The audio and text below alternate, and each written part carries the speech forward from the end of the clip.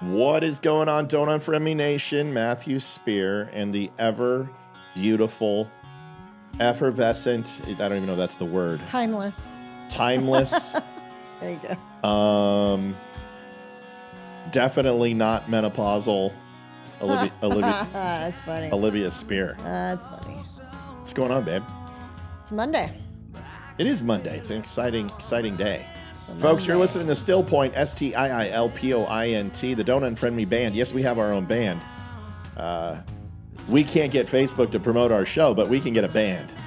We have all the things. It kind of feels like, we've got the capers, we've got the potatoes, we've got the salad, we've got the tall Pilsner of Guinness, but A1, even though only communists use A1, but no steak, folks.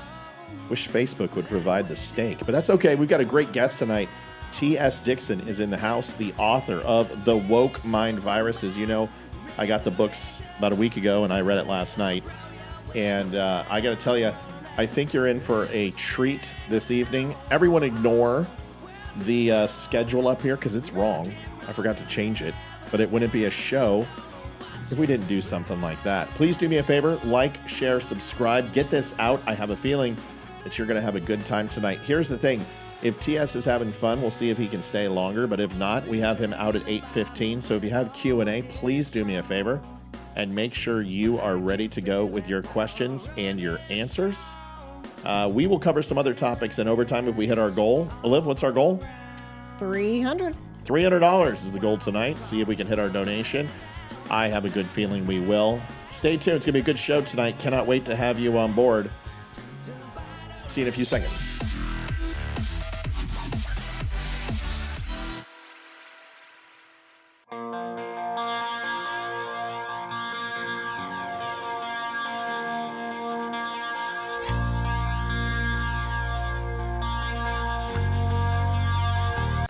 And Alfonso gets the winner statement of the day with "Go Avs." Indeed, sir.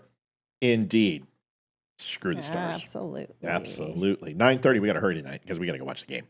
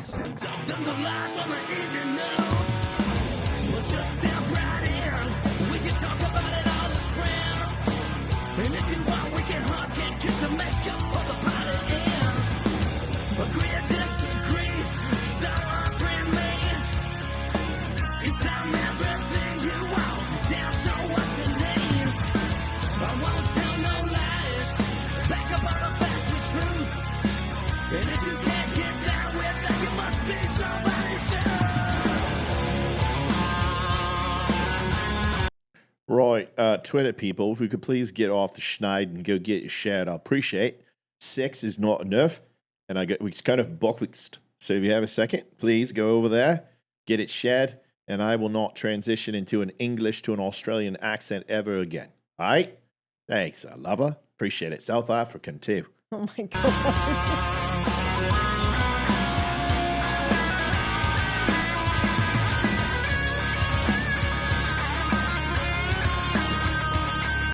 I'm going to stick to my rule with not talking trash about hockey. Go Wild, beat the Golden Knights.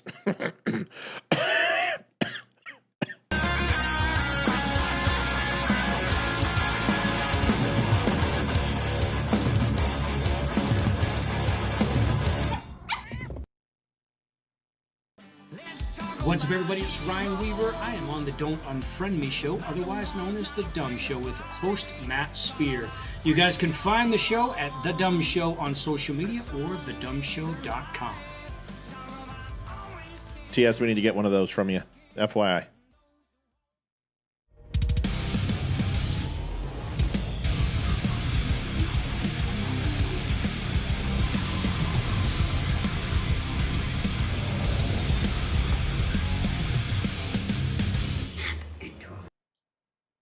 Adjusting transmitter output. This is the Don't Unfriend Me Show with your hosts, Matt, Leroy, Amy, and Olivia. Geopolitics, military analysis, and election coverage. Coming to you live on all major social media channels at The Dumb Show. Honest, direct, unfiltered. We can agree, we can disagree. Just don't unfriend me. Apparently, my whole family turned into hockey fans without valuing me in. We'll just say the word works. So we watched the whole Colorado versus Dallas, it's not a state, game last night. My daughter has season tickets. It's like, where the heck have I been? Michelle, thank you. I told you. All you got to do is watch hockey. It's like opera, and opera sucks. But not in that sense. But when you see it, you either love it or hate it. Hockey's the same way. And once you smell the ice, once you feel the chill in the air, and once you can literally just like walk into a 90-degree environment and then it switches to like a balmy 42, and then the body starts smacking around and the reverberation through the glass, your first slap shot that's 98 miles an hour hits across the boards. There's something about it. When a couple chiclets hit the ice, it's special. I told you. Michelle, welcome. You are now converted. You'll watch hockey for the rest of your life. Yeah. Liv. Yes. We got T.S. Dixon in the room. He's sitting in the green room. He's right next to Jimmy Kimmel and the other late night hosts, and he's drinking a scotch and soda. So he'll be here in just a second. I've written just a little. T.S. Dixon, author, speaker. Yeah. You can't say thank you yet. I haven't introduced you. You got to pretend like you're not there, T.S. T.S. Dixon, author, speaker, and political commentator. T.S.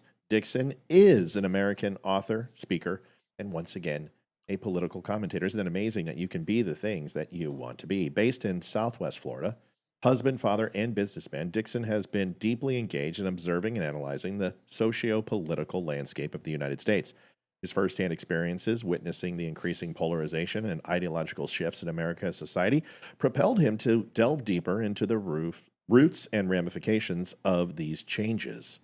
In 2025, Dixon released his debut book, The Woke Mind Viruses, Wokeism, Liberalism, Leftism, and Globalism, wherein he examines what he perceives as four pervasive ideological movements that have significantly influenced Western civilization.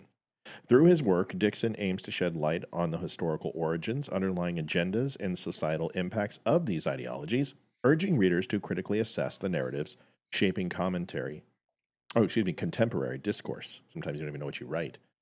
Dixon's insights have been featured in various media outlets, including interviews on News Talk 1540 and discussions on platforms like Hot Air, where he elaborates on the concepts presented in his book and engages in conversations about the future of Western society. If you are so inclined, and I would recommend you do, I have annotated the book to all end. I have highlighted. I have ripped and torn and stolen ideas from it that I will claim as my own. You should do the same. Go over to tsdixon.com. You can buy it digitally there, or go to Amazon and you can buy the physical copy. And I'm sure at some point, as TS becomes a family friend of the show, we'll sell it on our show as well, if he will be so inclined. I want to welcome, with no further ado, Mr. T.S. Dixon. Let's give him a warm and hearty welcome to the Don't Unfriend Me show. And now you can say hello. Matthew, Olivia, thanks for having me. Hey, everybody. So, walk us through this, man. You've okay, there it is. Just came on. Looks like we're everywhere. Double check, triple check for me. Okay. Yep, I just saw us pop back up on Facebook. Yep. Okay, so we need TS to call back. And no, it's us. It's not you. Check. Okay, looks like we're 5x5 everywhere. Yes. Facebook. How's Wimkin? Check Wimkin, because that's the one that would have disconnected. We lost internet for a quick second. So obviously the Chinese are not happy with us. That's what it is. We just need TS to call back. I'll reach out to Jenny and see. Okay, we lost internet. Can you have him call back? All right. Yeah, it's weird. It's never happened like this before, but thank God for the new feature that auto restarts and continues the feed. So we're gonna roll with it. Like if this would have happened any other time, I would have flipped out. Did you see how I didn't flip out? Yes. I didn't raise my voice. I was completely fine. Did you see it? Yes. Are you gonna talk to me about it and give me some props? You're amazing. Thank you. I'm just trying to get everything up again. I know you are. I know you are. We're gonna need a quick second. We just got to get TS back, and as soon as TS comes back, we should be. It's just weird. We don't even have any wind or anything going on tonight. Yeah, we never have lost internet connection. It's just strange. Everything good, Mom? Yep. As far as I can tell, I'm looking at Wimkin right now. We just need him to call back. Don't worry. Says we're still live. Okay.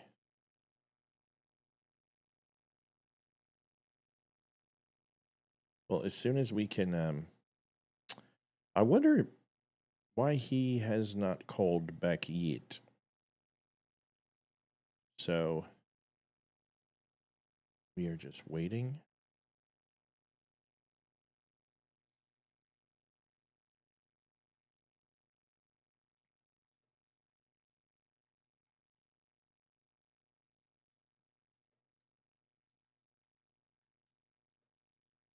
I can set up. He says nothing is working. Okay.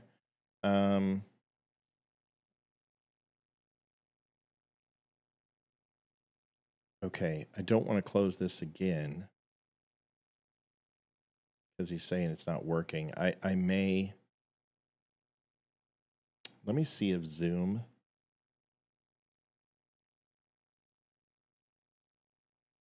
I put on phone call.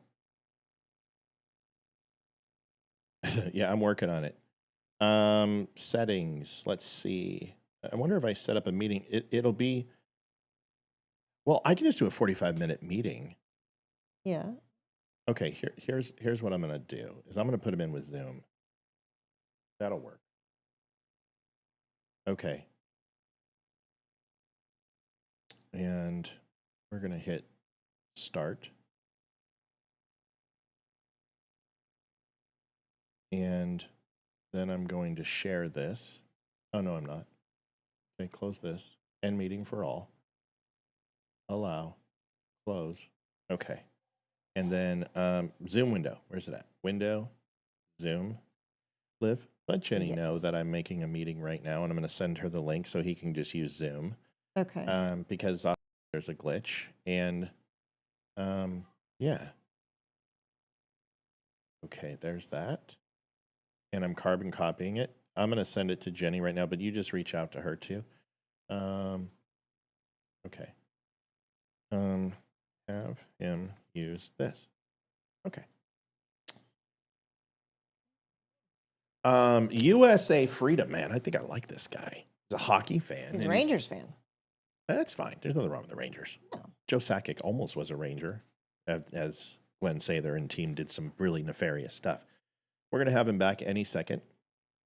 There's no trouble. You know what? Venus must be in retrograde. Hell, that means. Yeah, we've been doing this a while now. There's no reason to get upset and frustrated. I mean, people are either going to wait or they're not, and they are. And people are waiting. So that's really cool. Now we're just waiting for TS to join us on Zoom. And as soon as he does, we should be good. The weather outside is weather. How are you doing over there, Liv? You seem to be scrambling. Good. I'm trying to make sure everything's There he is. up. See how this works? It's easy. It's easy when you plan. Hey guys, can you hear me now? Yeah, we can. Yes. See how easy that was? I can't hear you though. That's the problem. Let me see if I can fix this.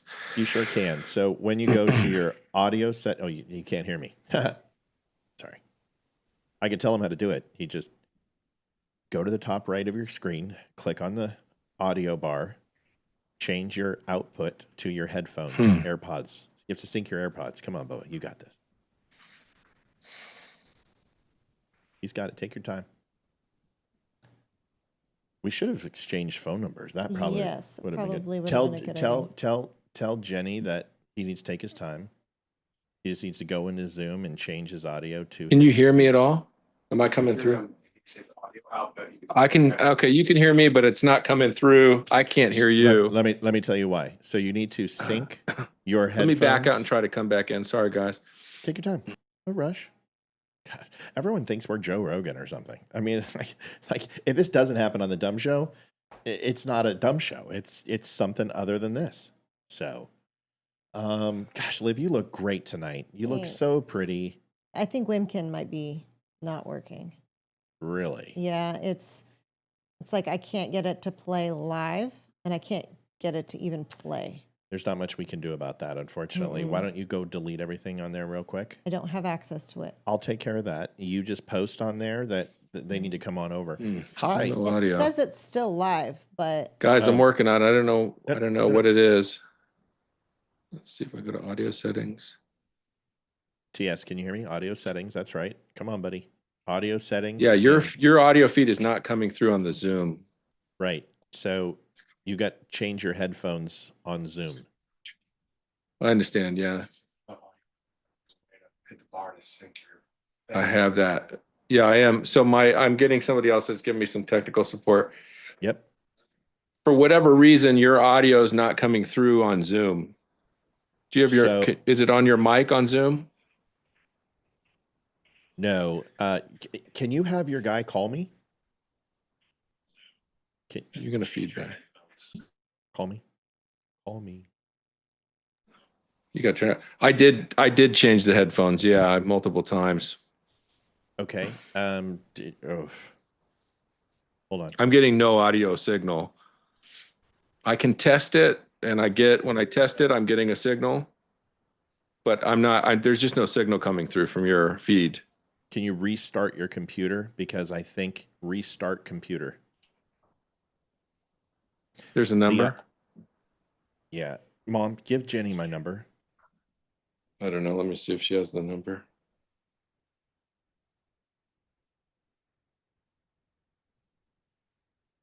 It's a beautiful day in the neighborhood.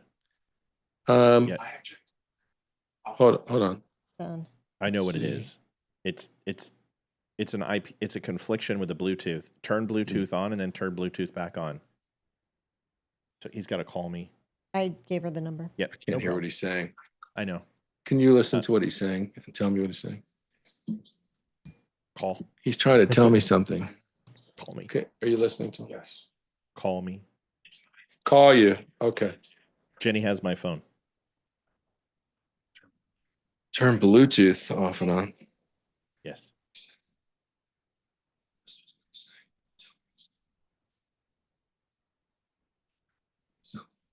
Okay.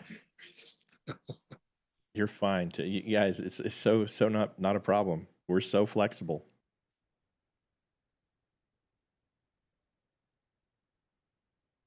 It's all good. God, we're so. Remember when we were stressed out? It's all good. We're gonna have a great night. We've got like 200 people on. We're fine. Everyone's happy. Michelle, I love the fact that you are loving hockey. I think it's awesome. What do I think about the passing of the Pope? We're going to talk about it tonight if we can get going. Here we go. Let me call Jenny.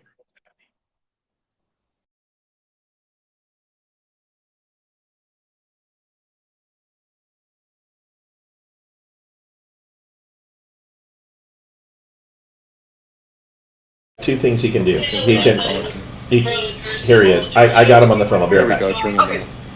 Hey, this is Matt. Hey, Matt. Hey, buddy. So there's two things. You have a Windows computer, I would assume? No, I'm on a Mac. That's why. Okay, so when you get into mine, it's a confliction with your headphones. So there's two things you can do: turn off Bluetooth, turn it back on, or to restart the computer and go back in under Zoom, and it should pick up and work. Just restart my computer. Okay, I'll do that. And the reason not that you need to know this, but it's an IP conflict. It happens, especially when you're using Zoom. It takes the headphones hostage and won't release them. It happens all the time. So just do a restart, should fix it. And dude, there's no pressure. We're gonna rock this tonight. So take your time. Sounds good to me. All right, buddy. See you. Let me try that. Let me try that. Bye. I love this. This is fun. Fun. So good. It's good. It's good. Amy says the computer must have a woke mind virus. So good. Yeah, you got to tell that one when he gets back on. Yeah, but I'll you're crooked for some reason. Me? Yeah, you're slightly leaning to the right. It looks like you're in a Batman movie. I think it's because the cleaners moved the camera and we never fixed it from Friday. Hey, Hayden, when you get the blues, hey, Hayden, start walking in your shoes, hey, Hayden, get your ass in the room, hey, Hayden, Hayden!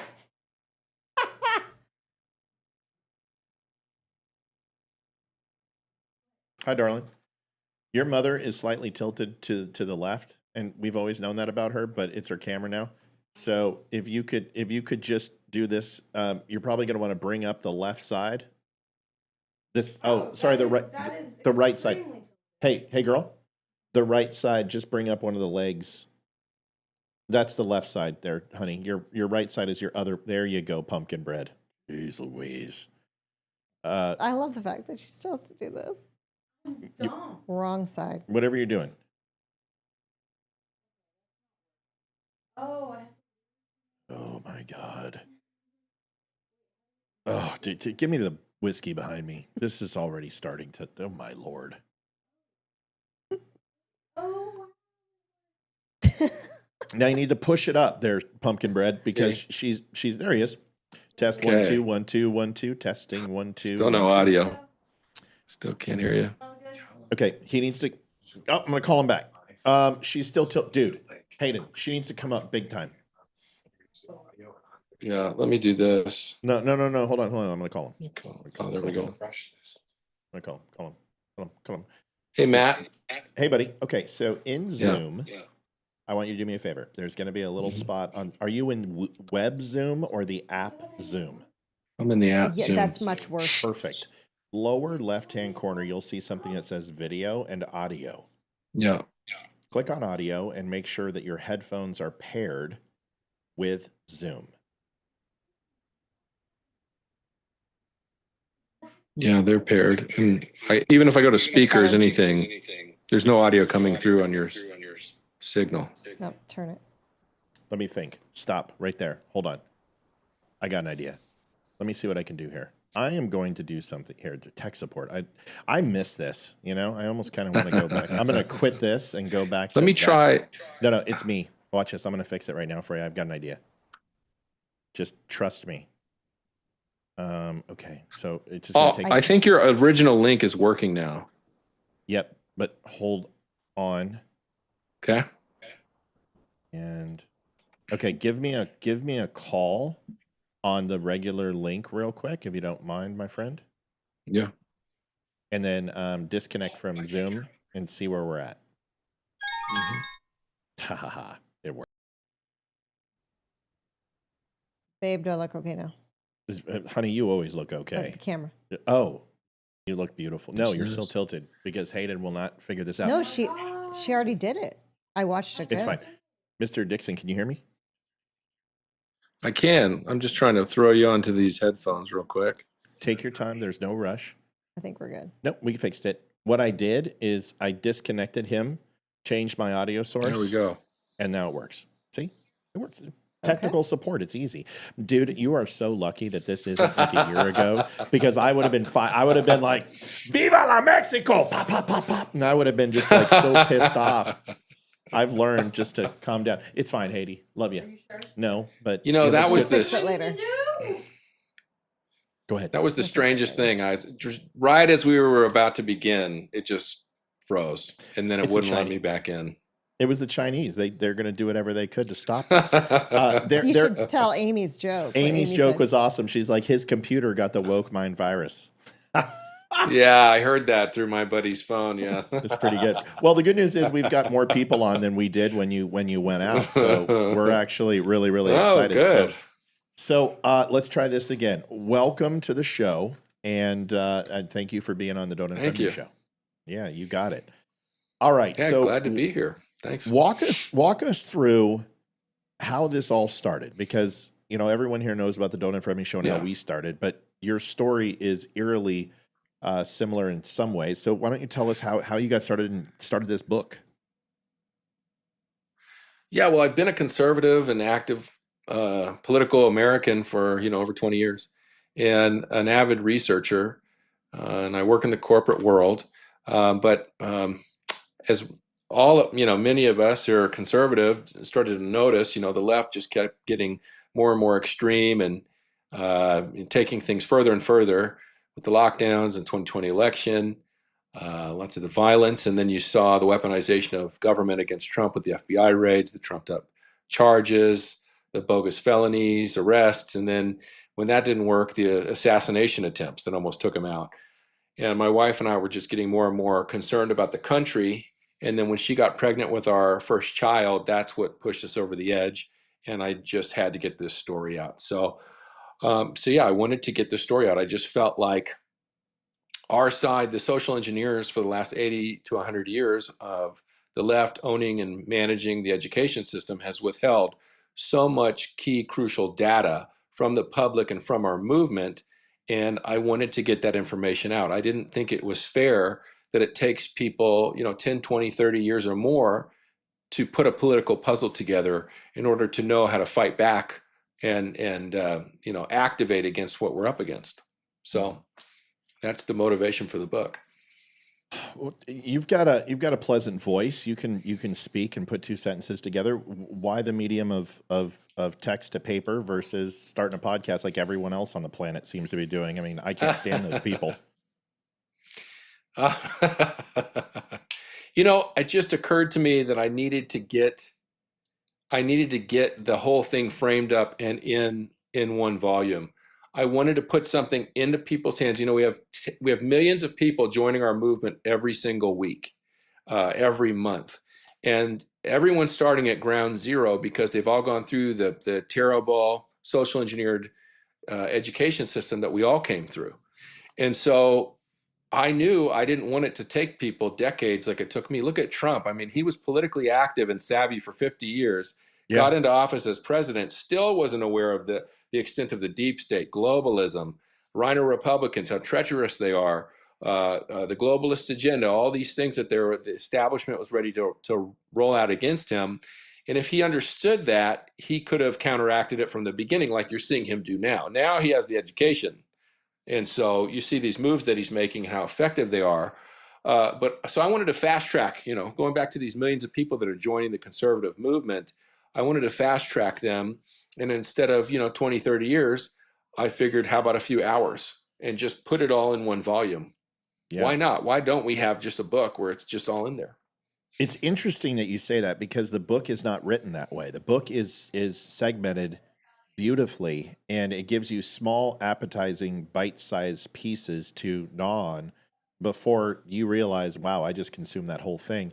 And it reads just when you're to the point of like, okay, I want us to move on. You do. And I like that. And that makes it palatable for me. Here's my first question is, you identify the mind viruses, right? Wokeism, liberalism, leftism, and globalism. And that these are the foremost pervasive and apparent like threats to Western civilization right now. So they are. Can you like elaborate on it? How each of them uniquely undermines the societal structures that we're used to, and then why, even though we just talked about it, why choose to categorize them separately, and then put them into a single ideology? So if you need me to repeat that, that's fine. But I got it. Okay, cool. Yeah. So the four ideologies are in a coalition. So whenever you move into modern political theory, you always have a left and a right that are tugging against each other in a massive game of societal tug of war. It's called the dialectic. That's how society evolves and moves forward. And so we're always sort of this pendulum of energy is swinging from left ideas and concepts and rollouts of laws and things to right, to left. And it's moving in a direction towards a climax. But you're not going to have everybody thinking the same way because everyone is so different. There's so many groups. So what you have is a cluster or a coalition of groups, on the right, like libertarians and conservatives and moderates and what have you. And then on the left, you have a coalition. And the coalition is made up of primarily of these four groups. You have leftists, which are traditional socialists, like outright Marxists, liberals, which are American and Western, sort of modernized, Americanized Marxists. You have globalists, which is a Marxism and a global control system, a financial global control system for the very elite, the very wealthy.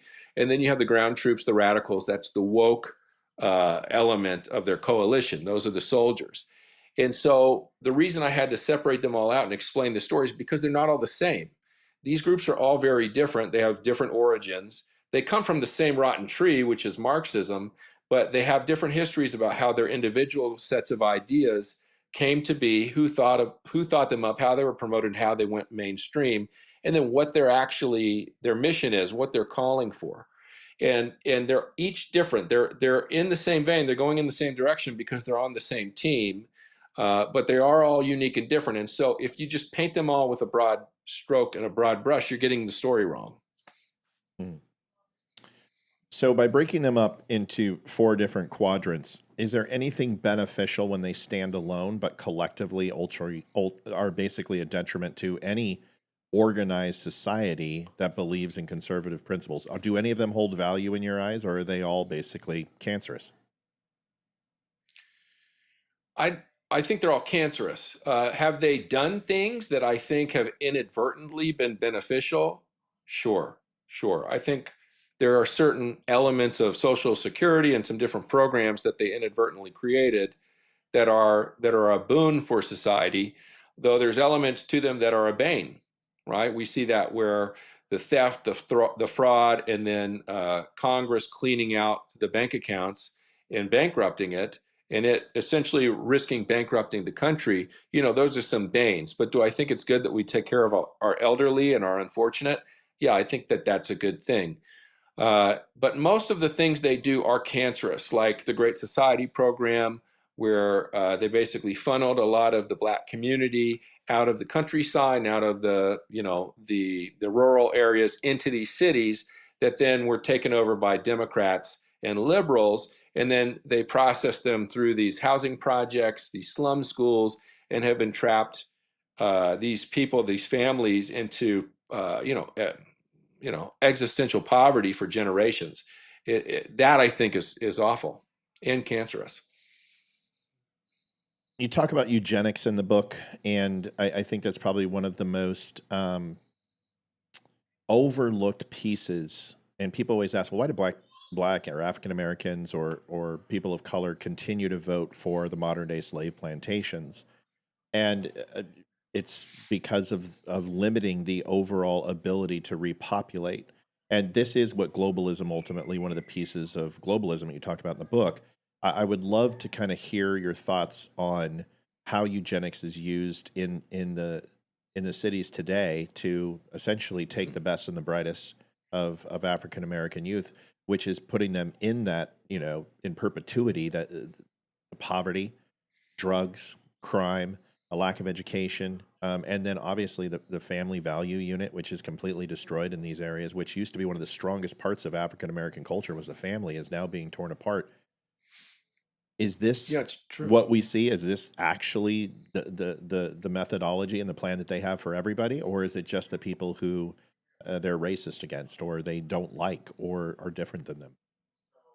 So the reason that the African American community greatly supports the liberal Democrats is really simple. It's because JFK and RFK in the 60s took on, at first the Democrat Party was against the Civil Rights Bill with Martin Luther King Jr., but when JFK and RFK came in, they started to champion the bill to get it through and pass the law and give them their civil rights that they were fighting for. And when he did that, he won their loyalty for the next several decades. So that's why they have so much party loyalty. Unfortunately, LBJ was waiting in the ranks, and before you know it, JFK, RFK, and MLK were all assassinated in a very short time span. LBJ came in, and then he wiped them out with the Great Society program. Great Society, yeah, yep. But going back to what you're saying about eugenics is core to Marxist belief system. The forefathers of the modern left are Darwin, Nietzsche, and then Marx. And Darwin had a cousin named Galton over in France, and he developed the idea of superior and inferior breeding. And so using this logic, they started attacking many different people groups and racial groups. And so you see Hitler do this with targeting Jews, gays, mentally retarded people, handicapped people, gypsies. And then you have in America, they're targeting a lot of minority races like Native Americans. They're targeting the criminally insane, and then they're targeting the Black community and performing all sorts of deranged experiments on them, like Tuskegee and whatnot, and others. They're forcibly sterilizing them. And then, you have Margaret Sanger promoting Planned Parenthood and starting in the Black community, starting in the Black neighborhoods. And they came up with a marketing scheme to try and promote this to the Black community. And they were so Christian, they said, we have to find a preacher and these are in her letters, to promote this to the Black community, to bring in Planned Parenthood. And the guy that they got was Martin Luther King Jr. They actually gave him an award for promoting that. But at that time, I'll just say on his behalf, in his defense, at that time, they weren't performing abortions. It wasn't legal till the 70s. They were just offering, it was a birth control clinic. So he didn't really see that was a big, dangerous thing. I don't think he was selling anybody out, but yeah, that's how they started. And he also didn't have a problem with sadomasochistic prostitutes in the Lincoln bedroom either. So the shady underbelly of Martin Luther King Jr. is also an untold story, and certainly appreciate. But like most great men, has great secrets that can remove them, at least in that day, from the spotlight of being revered. Now, it's almost a prerequisite for the Democrat Party for someone to have a criminal past or believe in something that goes against Western civilization or conservative values, and their herald is a gold statue and get kente cloth and they take a knee for him. The question, I will just say about Martin Luther, we see with many of our celebrities and different public figures that, a lot of times these great men also have great weaknesses, or these great talents also have awful shortcomings and weaknesses. And I think, that has to be kept in perspective, that even though they have that, and that is very dark and ugly, they also have these great achievements. And so that can be very difficult to reconcile. Yeah. Yeah.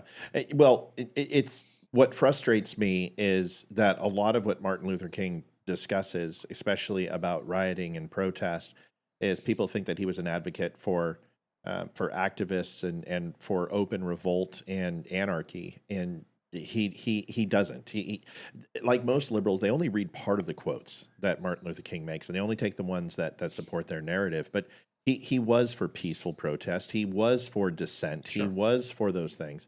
And I certainly don't want to paint him in a negative light, but I think it's important that we also understand is that he did have some socialist leanings that were never really talked about in society today.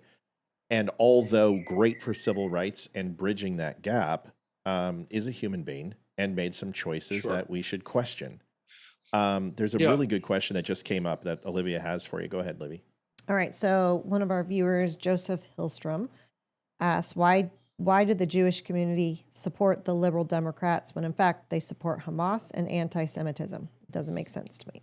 That's a great question. I have a whole section of the book on this, actually. Yeah. It's called, liberalism is anti-Christian and anti-Judaism. And I go into the whole conundrum and, counterintuitive fact that, you have all these Christian groups and Catholic groups and Jewish groups that support and have allied themselves with the liberal establishment, which is totally mind-boggling, because the liberal establishment, they're secular Darwinists. At their core, they don't have a problem with any, like Jews per se. Marx was a Jew. So they're not I wouldn't say they're anti-Semitic against the Jewish people like Hitler was. But I would say they hate the Jewish religion because it's a deistic religion. It's a creationist religion with the book of Genesis and Moses as their teacher, teaching that, we were created by God in his image. And the secular Darwinists cannot have this. That is the root of their whole belief system, is that there is no God. We crawled out of the ooze. We evolved from a single ancestor or cell over hundreds of millions of years. And there's no right or wrong, no afterlife, no soul, no spirit, no mind. And the life is meaningless. And so all there is will to power. That's the core construct of their entire belief system. And when you say, no, there is a God and we were created by him, it brings down their entire house of cards. So that's why they hate Judaism so badly and hate Christianity, the top two Western religious faiths. But why do they follow them?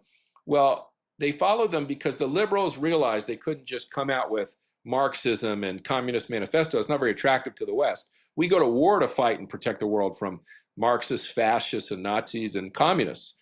We'll die for that. These are our mortal enemies. We cherish freedom and liberty and justice for all. And so that was a non-starter. So what they had to do was get a little more clever, and they had to reframe communism and reframe Marxism for the American audience at the turn of the 1900s, where most of the population were either Christian, Catholic, or Jewish. And so they had to use this construct called the social gospel as a sales pitch. This was something from the Teddy Roosevelt era that they warped and twisted. It used to mean like make your society, make your country more like Jesus's vision of the kingdom of God. That's what the social gospel was, through social work and good works and like Salvation Army, get charitable stuff. When they twisted it and said, no, the good news is if you support us and social justice and support just a political movement, we'll come into power and then we'll roll out programs using tax money to save and help millions of people, right? So think about that. If you just support us, you go from saving a few people or a few hundred people, you can now save millions of people if you just support us, because we're the compassionate ones. We're the loving ones. We're going to take care of the poor with social justice. We'll take care of the orphans, the elderly. We're going to take care of the homosexuals. We'll save the women. We'll save the minorities. And all you have to do is support us, and we'll take it from there just by you supporting socialism. That's the new social gospel. And a ton of Christian, Jews, and Catholics fell for this over the decades. And that's why still today, so many of them support this movement, when really what happens is it's diabolical. Really all they want to bring in is a massive federal government, take total control over the economy, rule the people with an iron fist, and only have power in the hands of what, Herbert Crowley, the author of liberalism, called the powerful few. And so that's their real vision. And you can see with their programs, like when you support Gavin Newsom and the California liberals, and you give them $24 billion to help the homeless, what happens? Homelessness is double, triple, quadruple from before you started giving your tax money to them. It's worse than ever. And the deaths and the drug overdoses and the rot and the mayhem and the filth is off the charts. So that's just an example of how you support them, you give, but then the opposite result happens. Like you want to save the Black community, and then you end up, they do these policies that cause 70% plus of the Black community to now be fatherless and locked into housing projects and locked into slum schools where their kids don't stand much of a chance.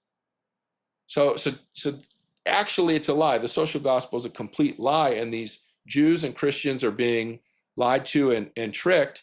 And you can see when liberals, like the French liberals, did like the Olympic Games, and they did the drag queen Last Supper with the blue Dionysius, who was the Greek god of wine and orgies. Yep. They're just showing how much they hate Christianity. And when they have these protests at Columbia University or Harvard, and they're there with their Muslim friends, and they're chanting from the river to the sea, which means wipe out and kill all the Jews on the state of Israel and give it to the Palestinians, you can see how much they love the Judaism.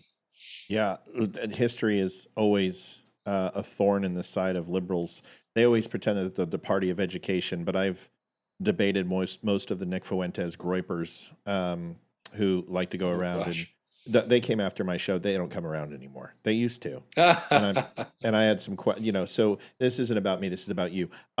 First of all, you can go to tsdixon.com and pick up the book digitally. We'll also recommend you can go over to Amazon too and buy the hardcover. I know a lot of people love hardcover books, as I do, and Jenny was nice of us to send a couple copies, but we need an autographed copy. I'll be happy to pay for that. But you can go on over there and pick up the book. We'll carry it on the website as well.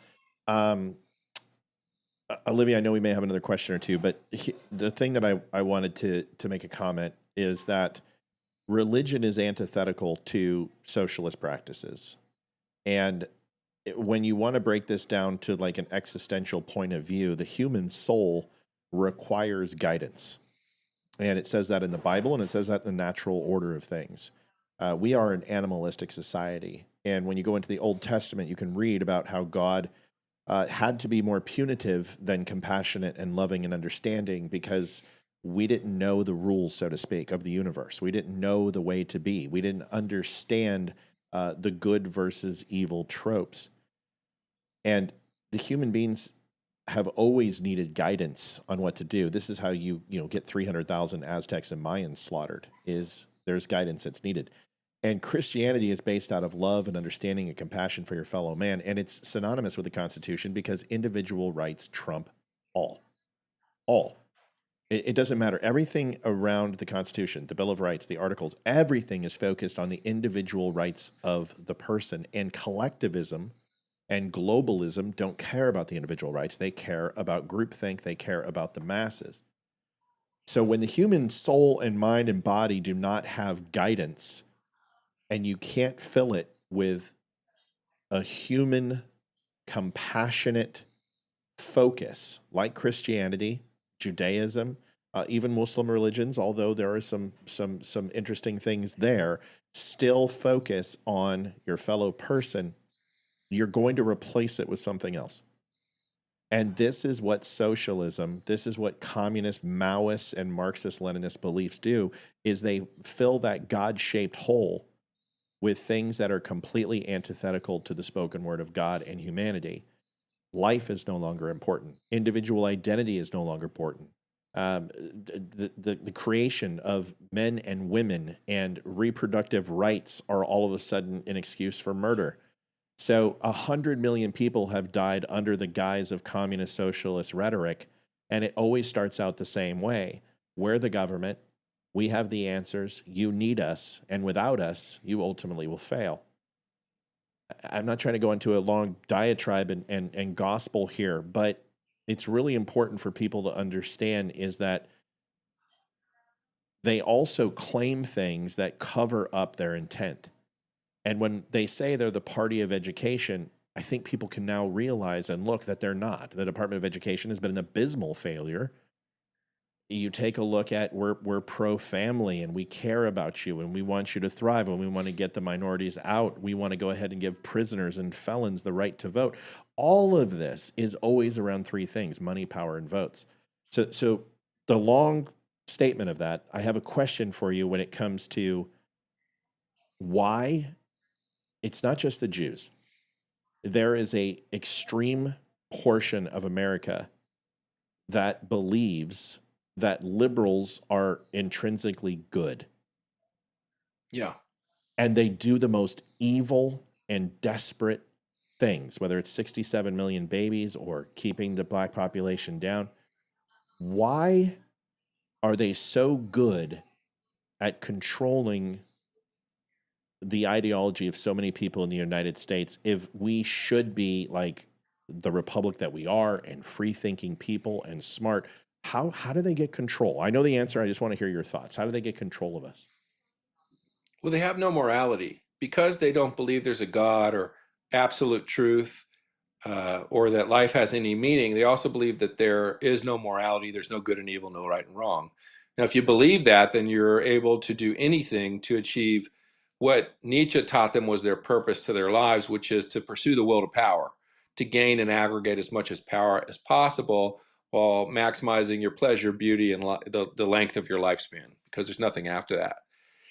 And so because that's their goal and they don't believe in right and wrong, they're willing to do anything to achieve that goal. And what they must do in order, the means justify the ends, or the ends justify the means. So what they do is they're willing to lie, they're willing to deceive, twist, manipulate, reposition things in order to get their way. And so they lie to the public, and they'll study, they're into psychology, they're into the subconscious mind. And so they'll study the psychological profile of a group, understand where their weaknesses are, their beliefs are, their soft spots are, and then they will tailor an approach and a message to that group in order to lure them in. And they've done that essentially once we moved into the secular era, and people are going more moderate and centrist, like the Rogans, the RFKs, the Tulsi Gabbards, the leaders of that group, the libertarians. They formed a new message for them because the social gospel wouldn't work on them. Whereas basically like, hey, join us and you're going to help out the little guy. And hey, we've dominated these media, education, science, academia, Hollywood. And if you join us, we'll give you social access to be, successful in these fields. But if you turn on us, if you don't agree with us, if you don't do our group think, then you're excommunicated from the group. And they sort of form a pseudo religion around the belief system and lure people in and suck them into that, and then treat it like, the medieval papacy, where if you go against us, you're excommunicated or your life is over, your career's over. And so they also use fear. So they use lies, manipulation, lure people in, and then fear in order to hold them. And that's how they've captured so many different groups in the West. It's astonishing. So, peeling back the onion on that, do you believe that the non-applied sciences, that the social sciences are a progressive play to create doubt and create a lot of, well, let me just put it this way. You take a look at sociology, take a look at psychology. Sure. Everything about sociology and psychology are ultimately the breakdown of what you focus on from yourself. It takes personal accountability and removes it from you and applies it somewhere else. I mean, which you're going to go into obviously in a deeper facet when it comes to socialism, personal accountability. Do you believe that the focus on these social sciences and the taking over of campuses, when we talked about the oligarchs coming over and socialist beliefs in Hollywood, and they tried to take the media, they tried to take Hollywood, were cast out from Ronald Reagan, John Wayne, and removing them from the Screenwriters Guild. A lot of them went to college campuses and took over our education system at the higher level. Ultimately, the next generation of teachers became what we're talking about. Do you think that those social sciences are one of the reasons why? No, I'm not going to throw. I think there's a lot of tremendous value and power in things like psychology, sociology, anthropology. I think these are tremendous sciences. But the reason that the left is so obsessed with them is because they're also really powerful tools for mind control. And social engineering and mind control is their obsession. And so that's why they want to come in and dominate these tools, dominate these areas of society, so they can wield these as weapons against the group, against the masses, in order to gain control and achieve will to power.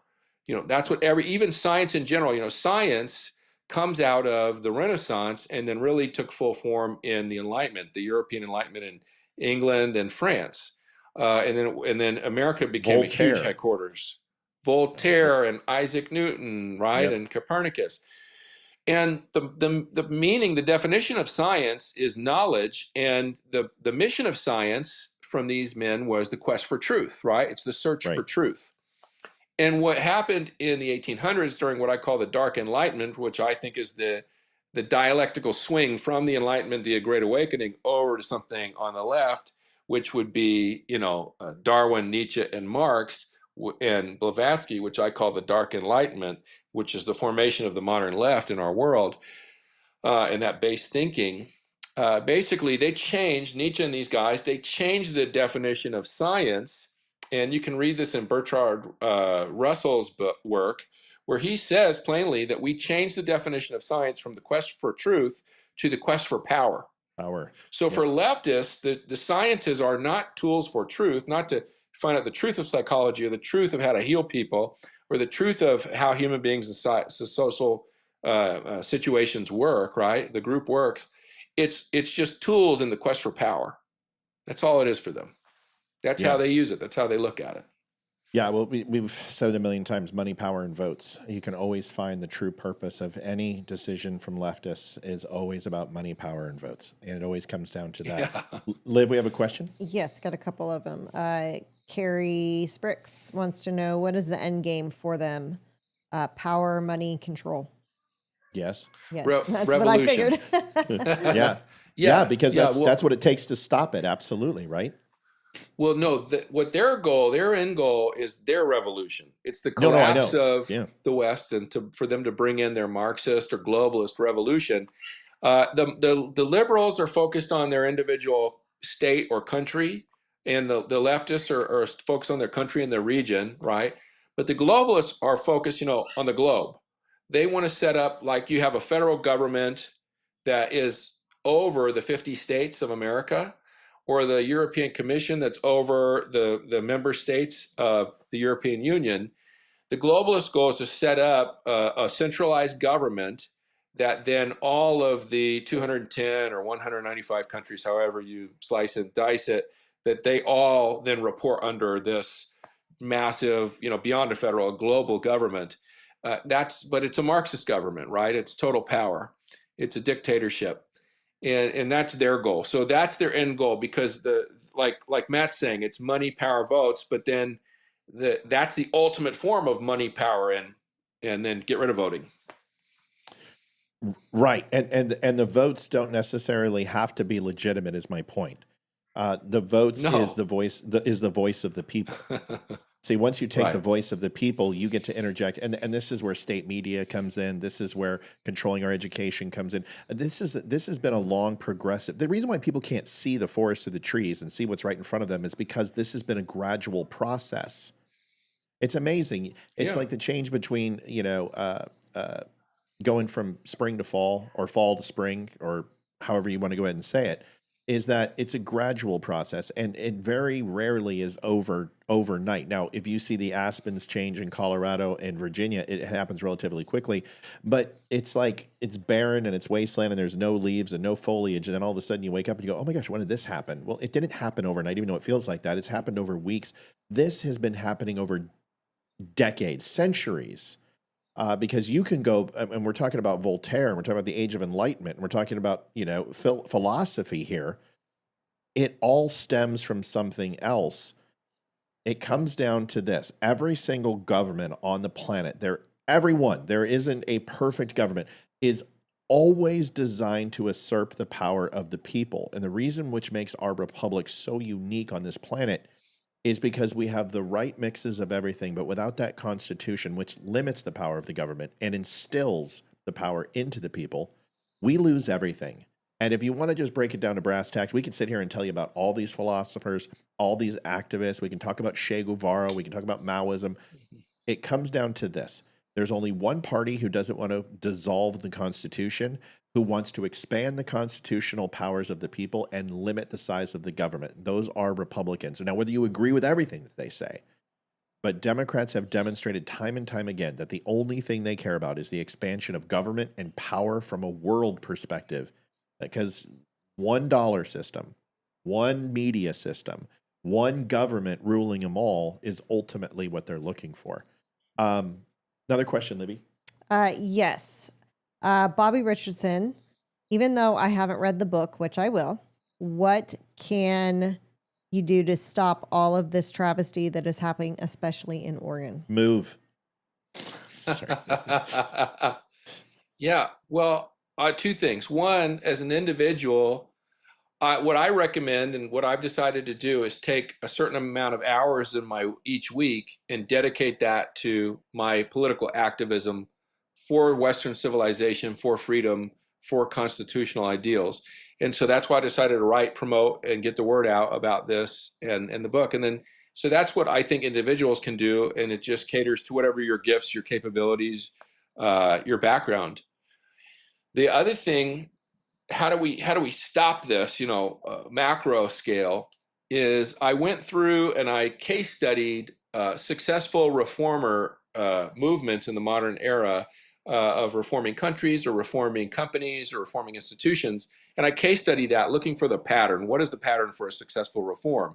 And then I sort of isolate that prescription in 4 steps, which is rediscovery, which is the first phase that leads into reclamation, which is where you reclaim, you retake. Like when Elon bought Twitter, that was his reclamation. He reclaimed it, right, for the public. When Trump won the election last year, that was him reclaiming the federal government for the people. And so you have to have that reclamation. Then that leads into the reform phase. That's the phase we're in right now, where you're cleaning things up, you're changing things, you're reforming things, making things right. And Then the fourth stage is the redress of grievances. That's where you're going out, making the arrests, doing the investigations, and adjudicating the justice that was not served during the corrupt period of time, right? And that's the most important part, because if you don't punish the criminals for all of the corruption that they did, then they're just going to come back as soon as you're gone and do it all over again. And the end state will be worse than it was before you reformed it. So that's why that's so crucial. I hope they don't miss that part of it. But it's not just the U.S. that needs reform. It's every Western country, and many of our companies, our institutions, our denominations, our houses of the arts, our spy agencies, our banks. There's a lot of reform that needs to happen. So we need a lot of talented, dedicated, freedom-loving people to get involved, to step up and see where they can play a role. So many topics, so little time. You mentioned the mind virus, and it's kind of led to the phenomenon in the book as like drag queen story hour and trans child genital mutilations. And I hate saying two words, illegal immigrant and trans child, because both of them don't exist.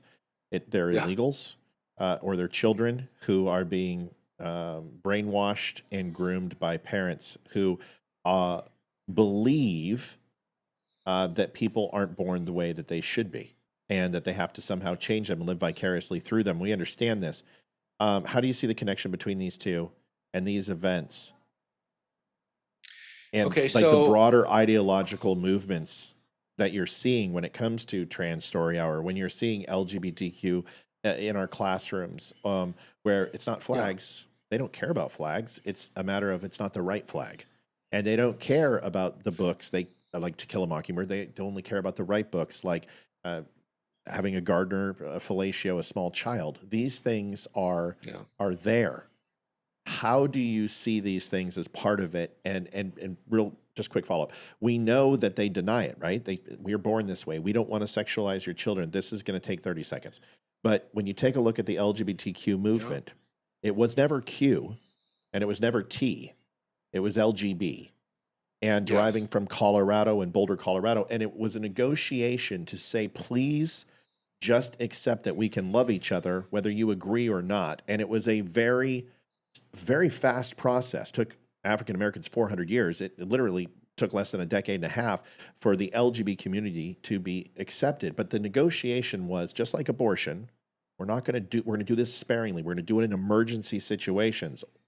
The LGB community said, we're not going to indoctrinate your kids. We don't want your family. We don't want to sexualize people. We just want to love and be married. And then the T and Q came in. And then we saw an expansion. Please help me understand how those two movements truly are about the sexualization of children, and this whole thing that more preachers or more white men have sexualized children than transgender, and this is what they stand behind in these misnomers and lies. And I'll let you answer that. Well, yeah. So there's a contrast. What's the difference if you go back to the point of origin and the cornerstone belief that makes a conservative or constitutionalist different from a leftist or a woke person? Over here, in constitutional land, we believe that there's a God, and that he gives us our rights, and government's here to protect those rights. That's the only purpose of government. And that these things are true. There's evidence that this is true because we believe in absolute truth, that the world is made up of true things and false things. The cornerstone of leftism from Darwin, Nietzsche, and Marx is that there is no God, that God doesn't exist, and therefore there's no absolute truth. There's no truth. So all there is whatever you determine there is, your truth, right? And so instead of that there's true things and false things, which they would call black and white, there's 50 shades of gray. That's where that concept comes from. And so that's where on the right, you're going to say, well, there's male and female. But on the left, then, it's easy for them to then go, well, there's no such thing as absolute truth. So there could be many genders, not just male or female. That's where really the logic starts, right? But then as the movement develops with all of these ideological forefathers that are writing these books, putting out these ideas that are adopted then by the mainstream of their movement, and then it's sort of galvanized and waterfalled out to their followers, you have this thing where in the 60s, Marcuse, this communist radical from Germany, is, an active radical and a bisexual, and he's promoting to his radical college student followers that if they want to really rebel against Western civilization and modernity, then they should try to actively, even if they're heterosexual, try to experiment and try homosexuality and try bisexuality and make themselves into homosexuals, right? So he's pushing these ideas. And then you have, in the 70s, you have this idea of sexology emerge, and you have a guy from New Zealand called John Money, and he starts doing these perverse, mad scientific experiments on children, mutilating the genitals of children, and promoting this idea of gender fluidity, that you can transform a male child into a female child or a female into a male. And he writes these books like Man, Woman, Boy, and Girl, and where he promotes the idea of this. And then those ideas, then these sort of warped to us, because that doesn't seem like it's true, right? That seems like a false statement to us. To them, it's embraced. They love the unorthodox. They think they're very pluralistic and open-minded. So anything unorthodox like that, that's promoted by their leadership, they're eager to adopt. And so that came into their movement. And the other thing that sets us apart is we have two narratives. Our story over here is that we believe in freedom and justice and prosperity. And we believe there's tyrants that are out there that are coming to get that and take over. And so we have to stand up and defend for ourselves and our children, our countries, so that we can continue to enjoy freedom, justice, and prosperity. That's the story of conservatives. That's the Revolutionary War all on through today. But the story of liberals comes from FDR, and that's right. That there are, oppressors, these powerful, rich, psychotic people that are oppressing and stomping down on these poor, oppressed groups, like the poor, like minority groups, like women, like gays and transgenders and whatnot. And they're being oppressed, they're being persecuted, they're being harmed. And liberals are here as superheroes to put on their cape and to go out there through the power of social justice and social causes and to save these groups, right? That's their narrative. That's what they believe they're doing. Liberal to them does not mean liberal like freedom and liberty. Liberal means to liberate. I'm a superhero, I'm a white savior, and I'm going to come in and I'm going to save you poor oppressed masses, you poor oppressed groups. And so these teachers, these woke moms, whatever, they think they're actually saving these children from heterosexuality, from what they call gender normativity. They believe that heterosexuality and male-female gender concepts are social concepts that these powerful villains are forcing down onto these poor kids from the time of their birth, like these villainous parents and villainous churches and villainous societies, and that they have to come in as these woke superheroes to save the kids, because they don't believe kids are actually born heterosexual by nature. They don't believe they're born male or female by nature. And unless they get to them before they're 5 and show them that there's other possibilities, they can't discover their true self and be saved. And so that's the deranged thinking. If you want to understand how that's possible that they would want to promote the genital mutilation of children, well, that's how you get there. Yeah, you got to convert the masses somehow. So why not start with the younger generation? People, it's disgusting. It is disgusting, and it's what is pretty common. 1920 to 1948, the United States had the worst conservative outcome when it came to politics. You had FDR, who retained office for 4 years.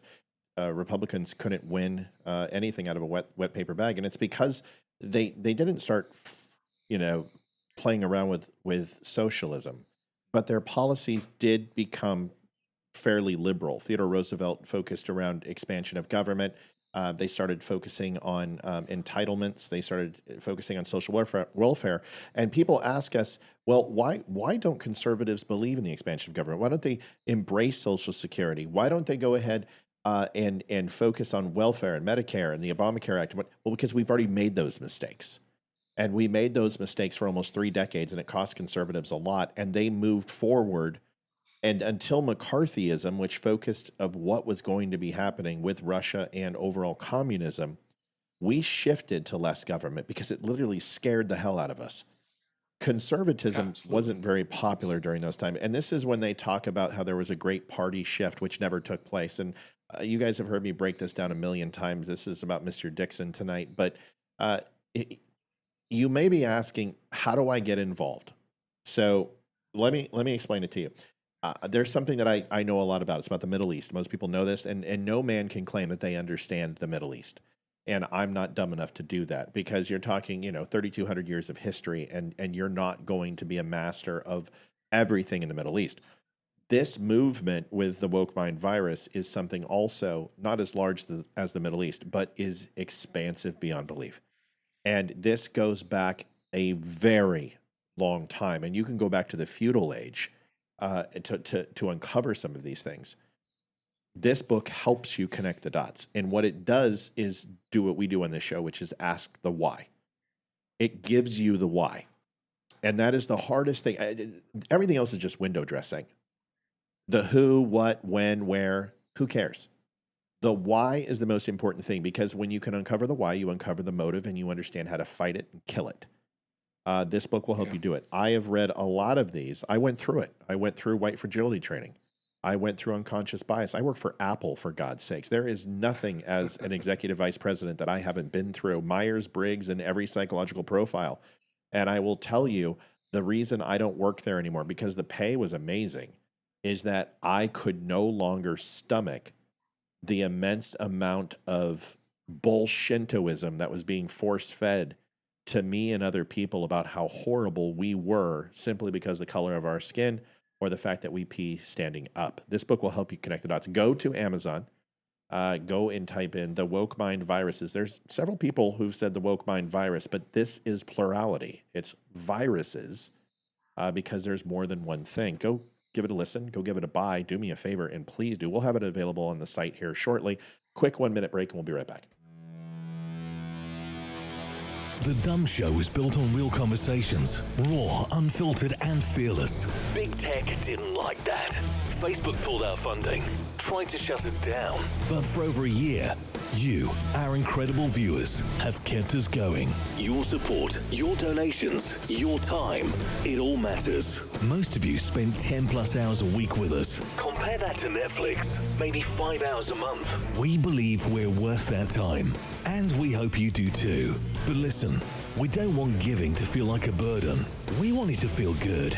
So take a second to ensure you're in a good spot. If you're in a place to give, that will be amazing. If not, just liking and sharing helps more than you know. Visit thedumbshow.com/donate.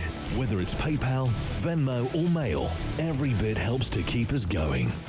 Dumb Nation, we appreciate you more than words can say. I want to thank Olivia, because usually this happens with Leroy and I, and I know Olivia she understands sometimes that this is a healthy conversation and will chime in when needed. I know that, and also is holding on donations. So I love you for it. Everyone knows that. Yeah, so everyone's holding on donations because we don't want to interrupt the conversation. But Livy, I appreciate you. If you any interjection, please do. There's one question. Mel had a question. Yeah. Just wanted to know if you read dupes as a research item. I don't know what that is. Dupes. No, I'm not familiar with dupes, but now I will go look into it. Mel's a good one. She's a Canadian, but don't hold that against her.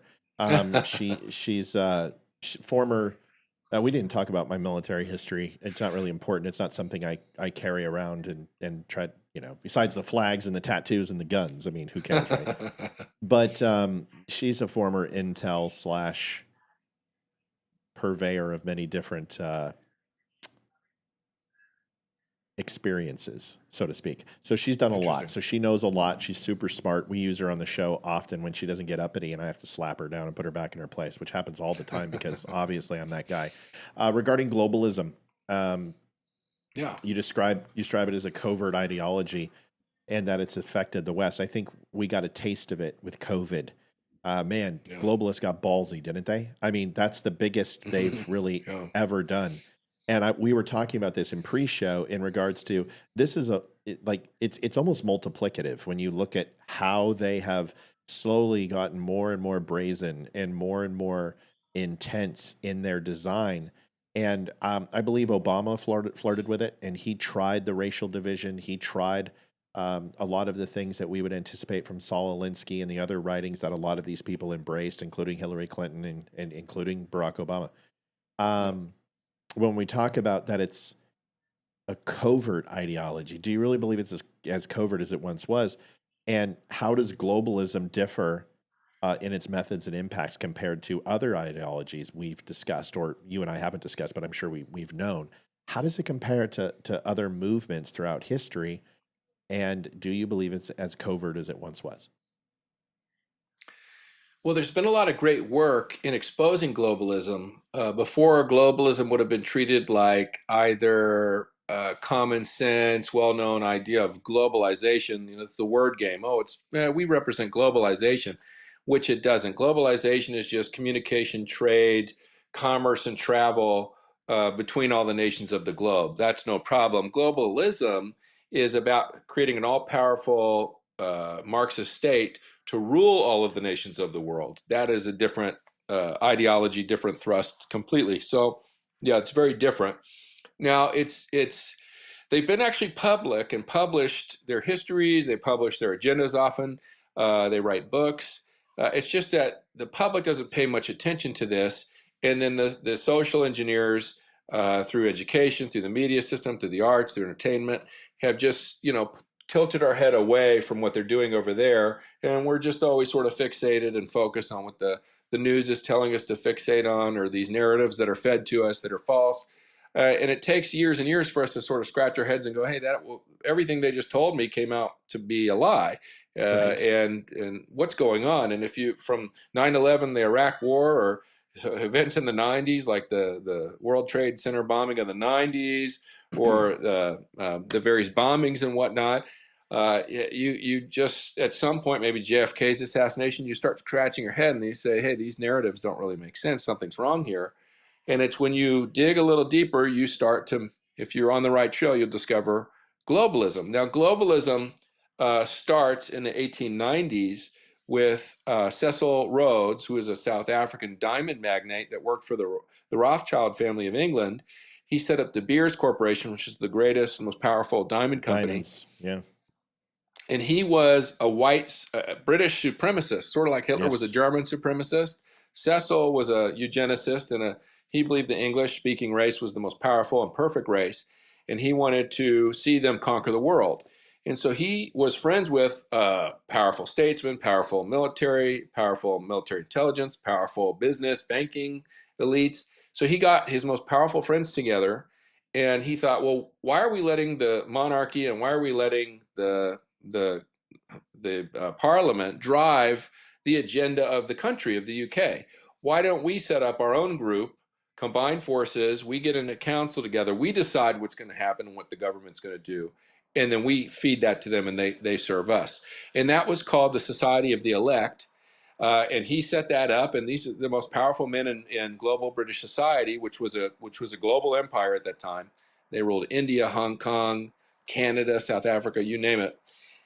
And that was the genesis. They called their belief system internationalism, and then soon they realized they needed to ally with the rich elites in America and bring America in, because America was ascending and going to become the world power, and Britain, the English global government, the British Empire, was on the decline. And so they needed to hitch up with the Americans and combine forces so that they could eventually achieve their ultimate goal, which is global governance.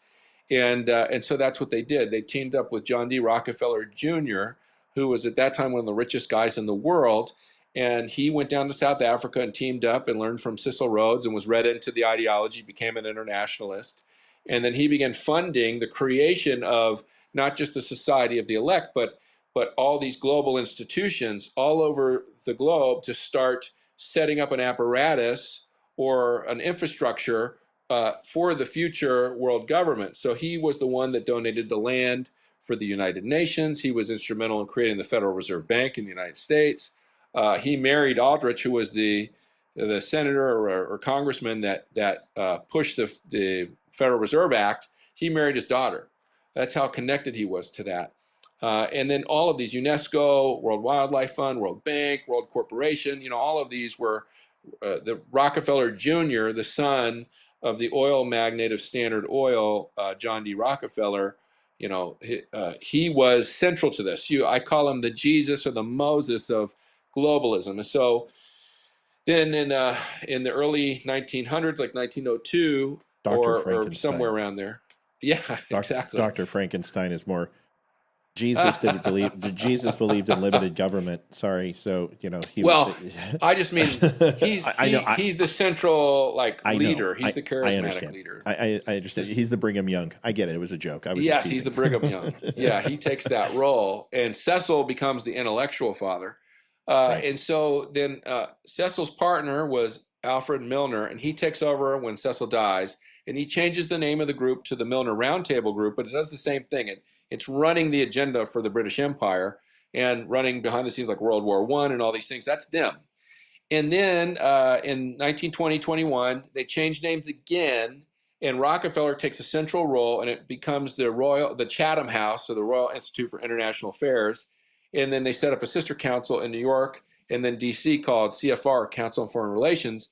And these two houses have been driving this agenda to do this. And they teamed up with the Fabian Socialists and took on their moniker of the Long March Through the Institutions, because they watched what happened with Napoleon, who tried to take over the world, and then Mr. Adolf Hitler, who tried to take over the world. And they both got close, but they both failed. And the globalists determined that the reason that it was not possible in their era, their lifetime, to take over the world is because there wasn't the proper technology available yet to do it. So they needed the capitalist system in America to drive the evolution of technology to the point where it would become available, where then they could deploy it as a weaponized system to capture the world within the web of this system, and that's been their aim. That's been their goal ever since. And in America, what they did through Nelson Rockefeller and through FDR and others is they decided they always sit above. Liberals are always in the fray. They take over the left movement in the West. But the globalists don't get involved in that. They sit above political parties.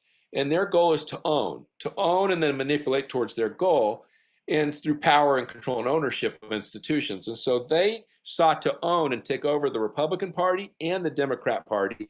And they took that over, and they owned both parties for a good 40 to 60 years, until we saw the Tea Party movement start to break free and recapture chunks of the Republican Party. And then with Trump's 2016 election, he broke, maybe 20, 25% of it free from globalist control. And then finally now in 2024, 25, we've retaken maybe 95% of the Republican Party. The left, on the other hand, the Democrat Party, which was a great party at one time, many years ago, a century or more ago, they're still captured. The globalists still control 95% of that party today.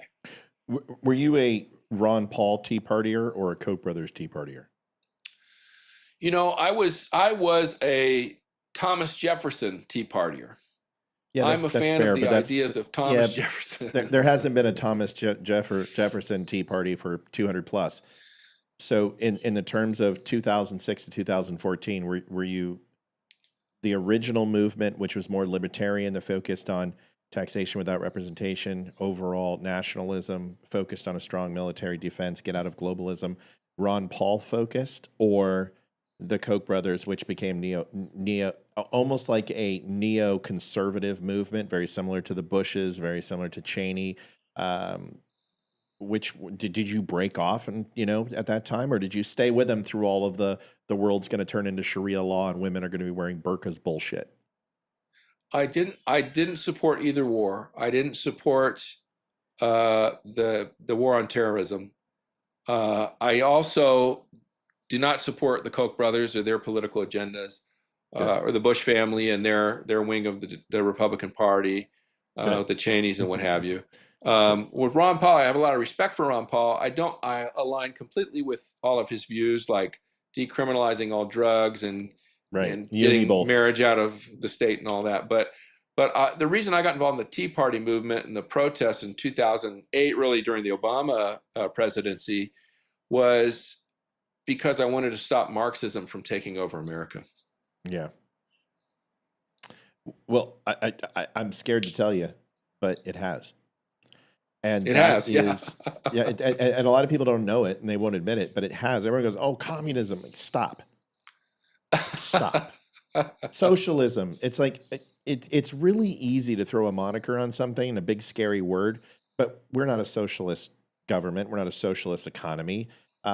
Although there have been attempts, and although Kamala Harris got very, very close, the fact that she even got the ticket 20 years ago, she would have been thrown in a, Guantanamo Bay or something for saying the things that she said. and it shows you how quickly we've eroded and moved from the center. And the left has gone so far left that even the most staunch conservatives now look alt-right comparable to these people, because really it's not that the conservative movement has moved to alt-right. There is a variation of conservatism that I disagree with wholeheartedly, as much as I disagree with socialism.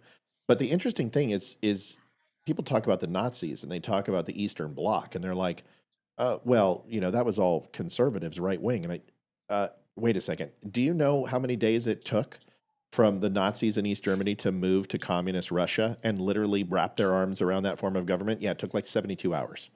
So if you believe that an ideology can transition and shift that fast simply because they put up a wall and say, go ahead and embrace us, it has closer ties to fascism, and socialism have closer ties than conservatism, because conservatives believe in limited government. How do we teach this to people? How do we get them to understand that just because you make shit up and say that we weren't the party of Lincoln, that we were the one who ran Tuskegee experiments, that the Great Society and Manifest Destiny was a Republican movement, or how Japanese internment camps or Jim Crow laws were all conservative ideologies, when honestly, it had nothing to do with us. We are small government. We want privatization, and we want free market capitalism and government to all coexist and make each other better. And how do we get them to understand this? Because I've been screaming it for 4 years, and I'm not making a dent. Well, they're indoctrinated and they're demoralized. So demoralization is the first stage, it can take decades, of the communist revolution process. So, Venezuela, Cuba, Russia, China, they all went through their demoralization phases, where the education, the media systems, the art systems are used and weaponized against the public to indoctrinate them, brainwash them into their ideology. And so when you're dealing with someone that's been thoroughly indoctrinated and demoralized, it doesn't matter what you show them, what evidence you show them, what truth you show them, you won't be able to rip them out of their daydream, their fever dream that this Marxist stuff is true, what they've been taught is true, that climate change is real, that Hitler was a right winger. Hitler led the He was German, a Christian. He was a Christian, didn't you know? Hitler he was a only worshipped Christian. Satan on the weekends. Yeah. Yeah. Give me he, a break. He led the National Socialist German Workers' Party. So that's it's in the name. Wait a second. It's in the name. How could it possibly be in the name? Yeah. Well, he wasn't communist because Marx was a Jew, so he doesn't like Marx. Yeah, but he didn't like Marx, but he likes the ideas. He liked the ideas in the book. And he we can't get started. We can't get started on the Jews, because then we're going to have to get into the Bolshevik revolution was led by the Jews. We're going to have to get into the USS Liberty. We're going to have to go ahead and get into the Philistines. It's just, if people had any concept of how much they don't know, they honestly would slow down and say, you know what? Let me just research a little bit, because the I don't know is a completely acceptable answer. But anyway, go ahead, brother. I apologize. I was in the car with an in-law taking them to the airport, and I was trying to talk to them about climate change, which they were indoctrinated with, probably first grade through university. And I was explaining that carbon dioxide is the molecule of life and not a toxin, not a pollutant, and it's good for the earth. And greening the earth is actually a good thing. It's called de-desertification, and it regrows the rainforest. And it was impossible to be comprehended that what I was saying was true, that carbon is as much of a life-giving molecule as oxygen. That's like saying oxygen or H2O is pollution. Right, and there are certain levels of CO2 that we don't want to reach, but the fact that we are nowhere even remotely close over the last 80 years in the increase in CO2, we have the highest amount per square mile of plant life ever in recorded history. And people don't seem to understand that planting trees actually worked. And here's the thing too, is that it goes back to this oppressor victim thing. And I was going, the relationship that we have with the earth, is like Mother Earth, and it's like a nursery, and we're coming up in this planet, and we have a symbiotic relationship. And I was counteracted. No, we're parasites. We're a cancer on the earth. Now, if you believe we're parasites and we're a cancer on the earth, this is what they're teaching school kids, and we're taking and destroying and killing the earth. Something's got to be done. That's injustice. You need some social justice to come in, and some white liberal saviors to come in and make the situation right, save the earth. That's how that plays into that narrative. It's like saying quite a few mosquitoes are going to bring down a human. They don't have access to our organs. Listen, folks, we make up a very infinitesimal part of this earth. And if is super volcanoes that literally are putting more CO2 and sulfur in the air than every single car times 100, 1,000. I think the earth will adapt, and I think it will overcome. And we may not, but it will be here as long as it needs to be until it's run through its cycle. Here's something that I just wanted to make a statement that I saw earlier. Glenn said that he felt Obama was successful in division. And yes, he was successful in division. And it shows that all groups, whether it's the third or fourth wave of feminism, even the second wave of feminism, was completely corrupt. Had nothing to do. All it turned into was my right to vote, my right to work, till I hate men. And it comes down to this, whether it's feminism, whether it's racial ideology, whether it's sexism, chauvinism in the workplace, or the rich versus the poor and kill the elite. It's literally this. Every one of those groups want power. And once they get it, they will understand corruptibility. Everyone. There's nobody who's impervious to it. And now that women have an ungodly amount of power, you see the commercials on TV. Every one of them is about a stupid man sitting on the couch, and the woman has to educate him on the the finer points in life. And I'm not saying that we don't deserve a little slap in the face once in a while for what happened with the matriarchy over a period of time, but to live it for decades and decades and decades, and now be subjected to the exact same things that you said you were fighting against. It's kind of a contradiction in terms. So when we talk about feminism and stuff, and we talk about racial ideology, Glenn said that Obama succeeded. He did. But Obama was repudiated when he tried to go for the gun grabs. Struck down. We sold more guns in 4 years than we have ever in the history of the United States combined. So he started to go ahead and try to lock down on free speech, and he was repudiated. Joe Biden moved this country backwards beyond anything, and I believe this more than anything, and because I don't like to be an alarmist, but if Kamala Harris would have gotten in, the country as we know it would have ceased to exist. I don't believe that we ever would move back to a republic, and I think we still need to understand that. Here's a question for you. If you believe that this whole movement is focused on a coordinated effort, who is it? And that's probably the hardest question for you to answer, because I understand the complexity of this. I understand the sinew and the threads to this. But can you be specific about who is coordinating the ultimate destruction of the Western civilization as we know it? And real quick. Sure. And it's not the people in power, because we know what England did. England is going to be a Muslim country in the next 30 years.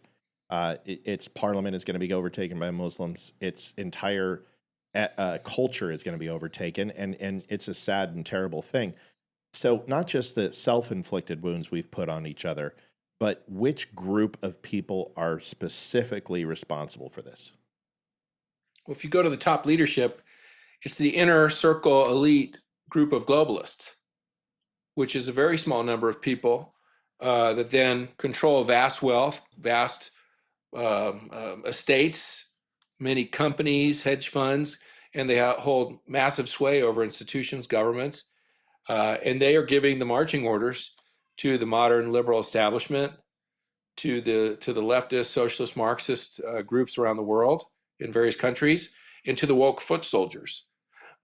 And so if you want to deal with the group, for instance, if you want to know who the forces are that are always coming after Trump with these, a sequence of attacks, right? The release of a virus, the manipulation of the shot, right, rolled out to the public, the propaganda campaign, these assassination attempts, the coordination of these illegal movements to steal elections, these then the organized legal attacks, lawfare, trumped up chart. If you look, if Trump's a great example, because when you look at Trump and you see sort of the background behind him looks like a normal background, but then you see these shapes, you see like the background is coming to life.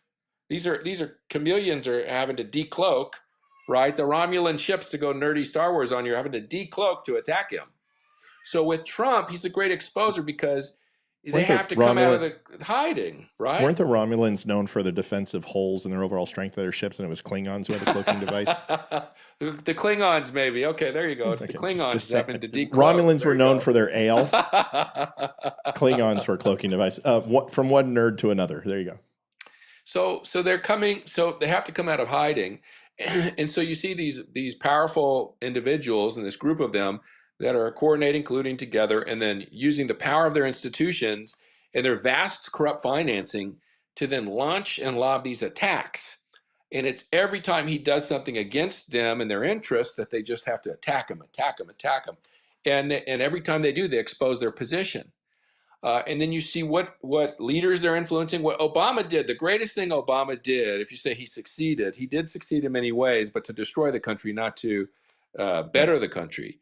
But the number one thing he did that took Trump a long time to undo, he's trying to undo it now, is he got a bunch of Marcusian 60s New Left radicals, Marxists, into all the positions of power and second in command and third in command.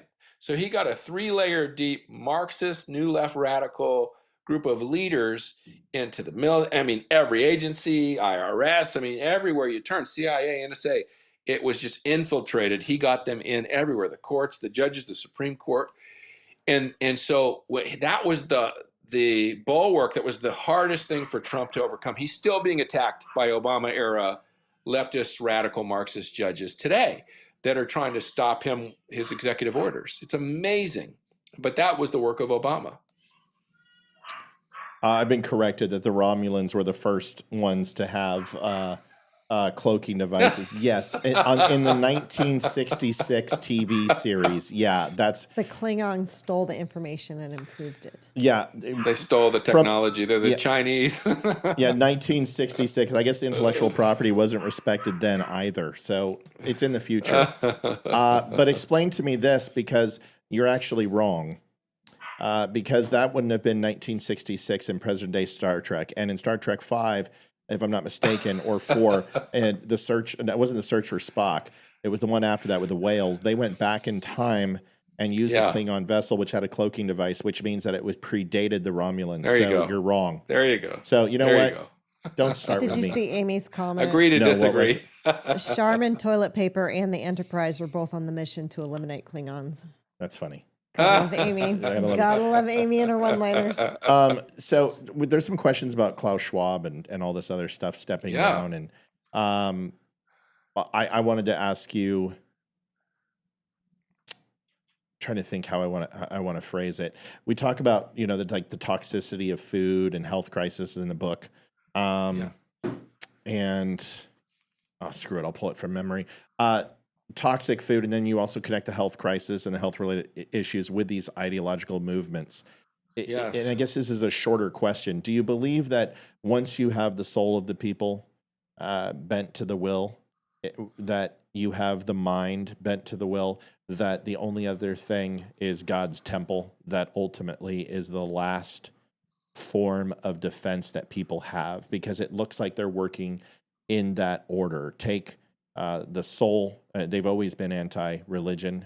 Theological principles have always defied and been defied in socialism. And then it became the mind of changing the narrative and turning people against Americanism and nationalism and the capitalistic way of our economy and the republic that we have. The Constitution was framed by 4 old white racists. All the narratives, the 1619 Project, all of it. Now the last part is to take our temples, our bodies. Is that what you're saying? Well, it's total warfare. the globalists, and we can get to Klaus Schwab in a second, but the globalists' goal is to own. And so they own through aggressive takeover, but also through capture, through blackmail, through bribery, whatever means they need to take over and to own things. They know that that's the true source of their power in the world, is the principle of ownership. And so when they take over, then they do this capture where they can capture politicians, they can capture agencies, they can capture regulatory bodies to have a competitive edge against their competition in the business world. So if I own an oil company and I want favorable regulation, then I can capture the politicians, and then I'll capture the EPA or whatever body's going to regulate me, and then I'll set the rules, right? And I'll give myself favorable contracts, favorable whatever, and that's how they play the game. Got a question? But the result of that, though, them taking over the FDA to regulate for their drug companies and whatnot, it has resulted in these horrible deleterious effects, right, of these chemicals and the deregulation of chemicals, toxins, all this stuff in our food and everything. And I think the other angle to it is that it's a form of total warfare. I think what people need to realize is the battlefield has moved. The theater of the battlefield has moved from the foreign lands, right, and these theaters of war. They have moved here to your house, to your kitchen, to your TV, to your kids' school. This is now where we're being attacked. And so, yes, they are attacking us, our health, our bodies. They want us fat, dumb, lazy, hopeless, and willing to surrender so they can come and just take over. Yeah, I've tried to make this point often. If you ever want to have an experiment at home, go turn on CNN and watch it as long as you can. Try to stand it. And once there's a commercial, I want you to put it on either swap on your remote or on your Apple remote. You push it down and it'll change channels. And I want you, right when there's a commercial on CNN, I want you to hit swap and go to Fox. Yeah. And it'll be on commercial. And then I want you to watch Fox until it comes back on. I want you to swap to MSNBC. And as soon as there's a commercial. So although they pretend that they're not working together, there is a conducive effort to coordinate and make sure that you do not leave your 50% column.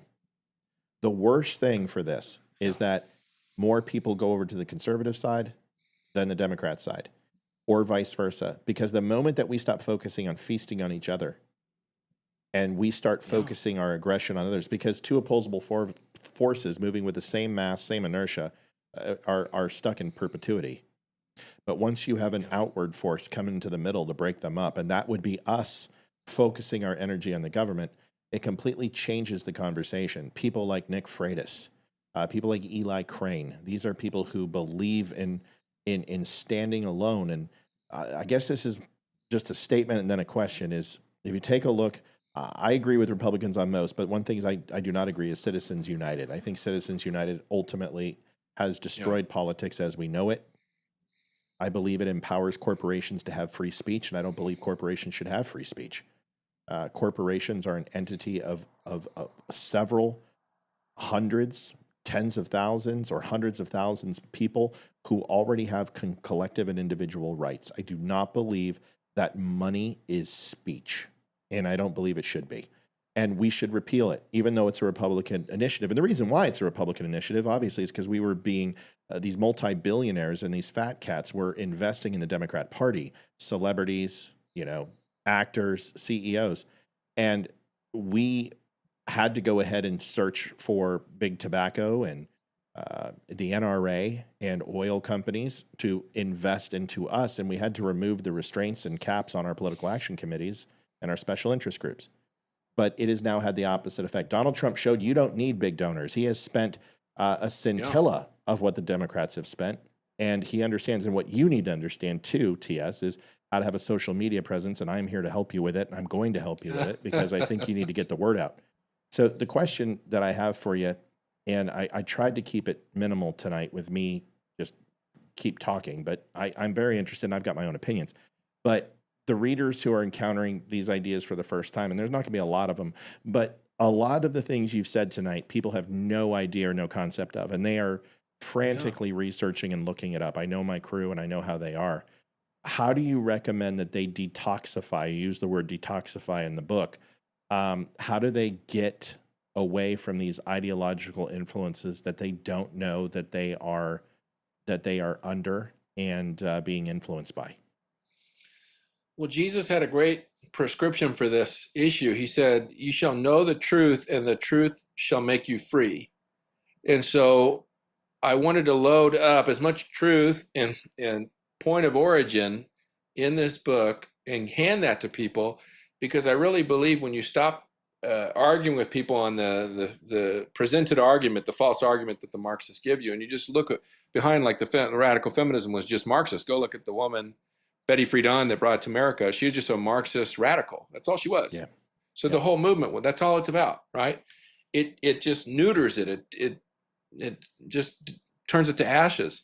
And so I want to help set people free. And so I feel like this book can really detoxify, like you're saying, and also decondition people, break the conditioning.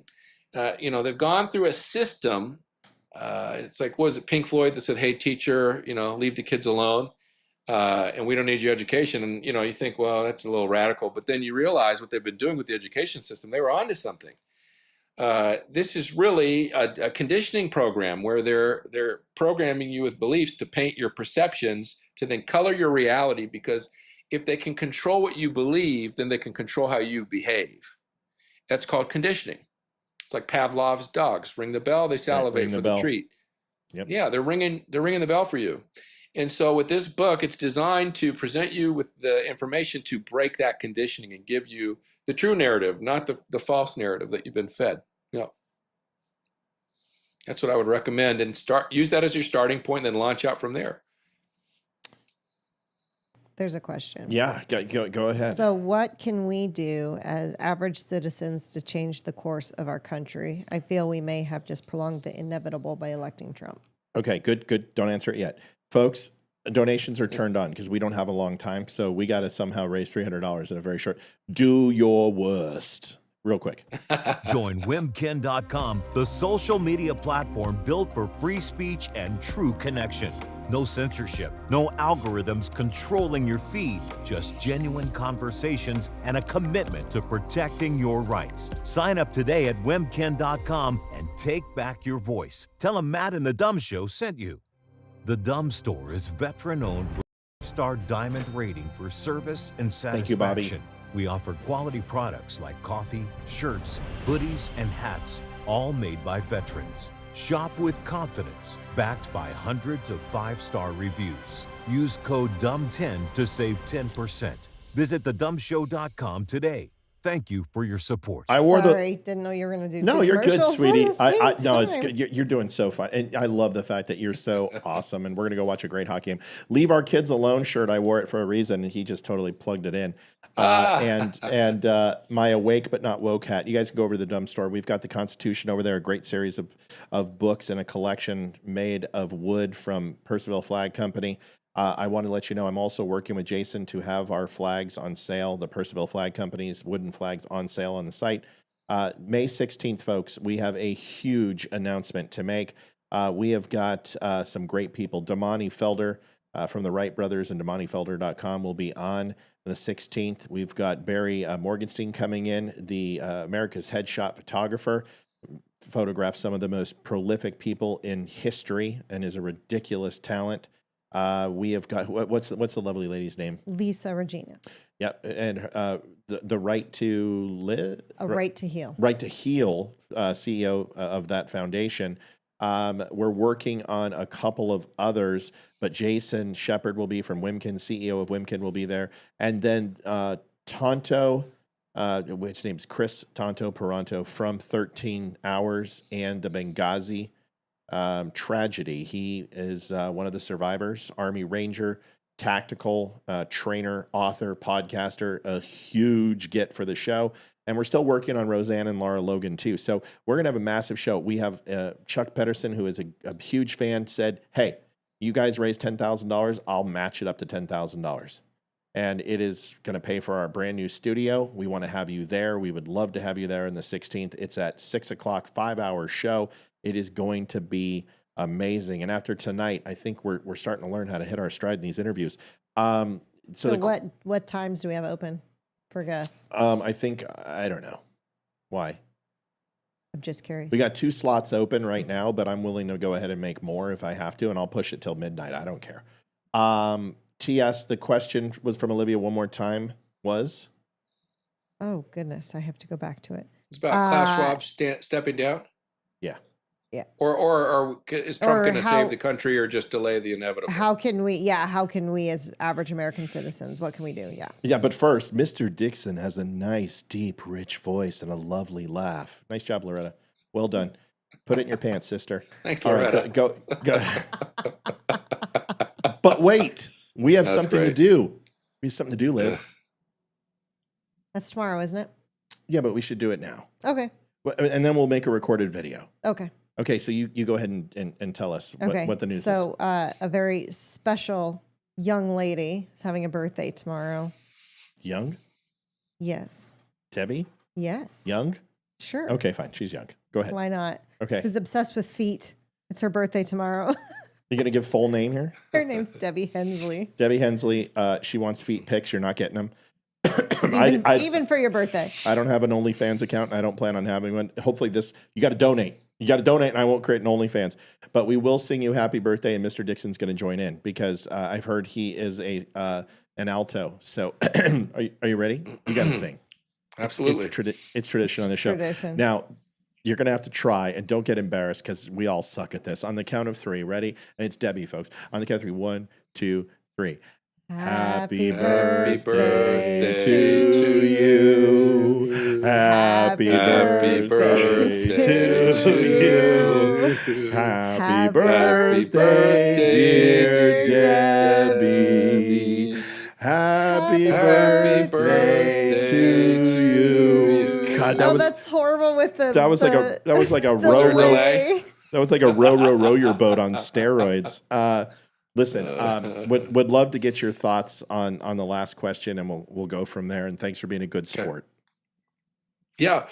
So no, I don't think we're just delaying the inevitable. What's amazing is what took the globalists and the leftists, Marxists, 125 years to set up over time, slowly in the West through their long march through the institutions, can be ripped down and undone very quickly if we really know what to do. And so you're seeing that work potentially happening right now. That's the power of a reform movement. It's like saying, oh, the revolutionaries, we're just going to delay the British Empire from just coming in 10 years and reconquering our colonies. No. They permanently achieved freedom and then created the free world, which then gave birth to the modern world and everything we have today. So golden eras and huge breakthroughs for the whole species can come out of movements like these reform movements. Are so important. And it takes individuals like us, all the people that are active today, the Kash Patels, the Carrie Lakes, the Donald Trump, they were just in their job at one point, and they just decided it's gone too far. I need to get involved. I need to step in and get active. And whatever that looks like for you, it's just that decision of getting active politically. But it only took less than 3% of the population to fight and win the Revolutionary War. It doesn't take a majority. It just takes a small, dedicated, irate minority, right? That's what it takes. Yeah, the English just wanted global expansion. These people want to own every facet of your existence. There's a difference. And, It's you're right. scary, yeah. It is scary because you said it in the beginning of the show with J.K. Rowling. You take a look at Gina Carano. Roseanne Barr, she's a Jew. She's a Jew, and she said something about Jews and was self-deprecating, and they called her a Nazi. I mean, It's awful. I can't even begin to tell you if I showed you my death threat inbox. It's ridiculous, and I am not a controversial guy. I mean, I'm like a history professor with tattoos. I just love, I love learning. I love, talking about world history. I love talking about ideology. I love geopolitics. You haven't even heard what we're best at, which is covering military and geopolitics is probably our biggest focus. But I will tell you, it's not long enough. I knew we were going to get here, and you said, "Hey, what do you like? This, I like this. I like having a conversation and looking up and saying, oh my God, it's been 2 hours." So we have a tradition here. Final word. I would love for you to tell people where to go to get the book. I would love for you to let me know what I can do to help, because whatever it is, I'm willing to do. And like I said, if you need help with your social media presence, we've grown one that's 250,000 strong. And we've done it in a short period of time, but I'll give you your 1 minute, and we'll go from there. Well, you can get the book at Amazon.com, The Woke Mind Viruses. You can get paperback, hardcover, Kindle there. I really want to encourage people not just to get it for themselves. Get it for yourselves, educate, inform yourselves. A lot of you are already very informed, probably watching the show. But I also encourage you, get this for your family that's been indoctrinated. Get it for your adult kids. Get it for your teenagers, your college kids, your preteens and whatnot, or your young teenagers, because this book can counteract and deprogram them from all of the indoctrination and demoralization they're getting through that school system. So I would just encourage people to do that. And if you want the audiobook, you can get that on my website, tsdixon.com. There's a new version of that coming at the end of the month, or in May. On audible.com. So you can look for that in about a month. How long did it take you to do the audio? I recorded it in about 2 weeks, and I'm currently in the edit right now. Oh. Is it not the worst? I mean, seriously. The process. It's fun. It's not that fun, but it's worth it. I think it'll be worth it in the end for people. I'm writing a book right now, and every time I write, I'm like, oh crap, I just added another chapter, and I'm just like, I'm not doing the VO for this. Like, I will find. I know a lot of people in this industry, but here's the thing I'll tell you, man, is you got to get yourself on a larger platform. And you got to do that. You're too smart of a guy not to be out there and not to be carrying water outside of the confines of your 4x4. You got to get out there. So sure, we'll help you in whatever way we can. I'll introduce you to some of my contacts, and we had a blast. My poor wife. I love you, sweetie. You're just sitting there. And do you have anything you want to say? Thank you for being here. I appreciate it. I haven't read the book, and this really isn't my forte, but it was very interesting and nice to learn. Absolutely. Yeah. She's grown. Thanks for having me on. Grown a ton. So thank you, brother. Listen, stay in touch. We'd love to have you back on. And I hope you had a good time tonight, and I hope you had fun, and the listeners were awesome. Go watch it on replay, because there's so many questions and so many people who probably want to talk to you and get to know you. Do you have a Facebook profile by chance? I don't. I set up an X profile at Real TS Dixon, but I haven't even posted anything yet. So I need to do that next. But people can find me there if they want to follow me. Real TS Dixon, and then I'm going to follow him so you can go to my channel and follow. And we'll help you with that social media stuff. It's important, and you got to get to it, man. I know. Oh yeah, absolutely. I'll help you if you need it. Okay. Thanks, I appreciate it, Matt. All right. Thanks, Olivia. Thank you, TS. Talk to you soon. Thank you. Bye-bye. It's nice to meet you. Bye. Enjoy the hockey game. Bye. Yes, Thanks. sir. We will. What a cool dude. Yes. Very, very smart guy. We have not even remotely hit goal. Is that correct? I've got 2 I'm putting in right now. Okay. Are we even close? I don't know what the last one is that we received another one. So we're getting. Okay. They're coming in. I told everyone we were waiting until after the interview for donations. So I think everyone was holding on to them. Yeah, I would like to see TS to come back again. And, it's really hard for me to not, like, the first segment I was all about just letting him go. But then I got questions, because as I was reading the book, thank you, Brian. What was the other one? Was Thomas? Thomas Austin, yes, $51.99. So it's hard for me, because I've got so many questions. I mean, I didn't even get to go into Saul Alinsky. I wanted to go into the Kennedy assassination. I wanted to go into Manifest Destiny. I wanted to go into Jim Crow and the 1619 Project. But this is another conversation. The guy is a very... He should come back when Leroy's on the show. Nothing against me, but Leroy would have a heyday with I know, this. and honestly, I love you. You're amazing, and you're just...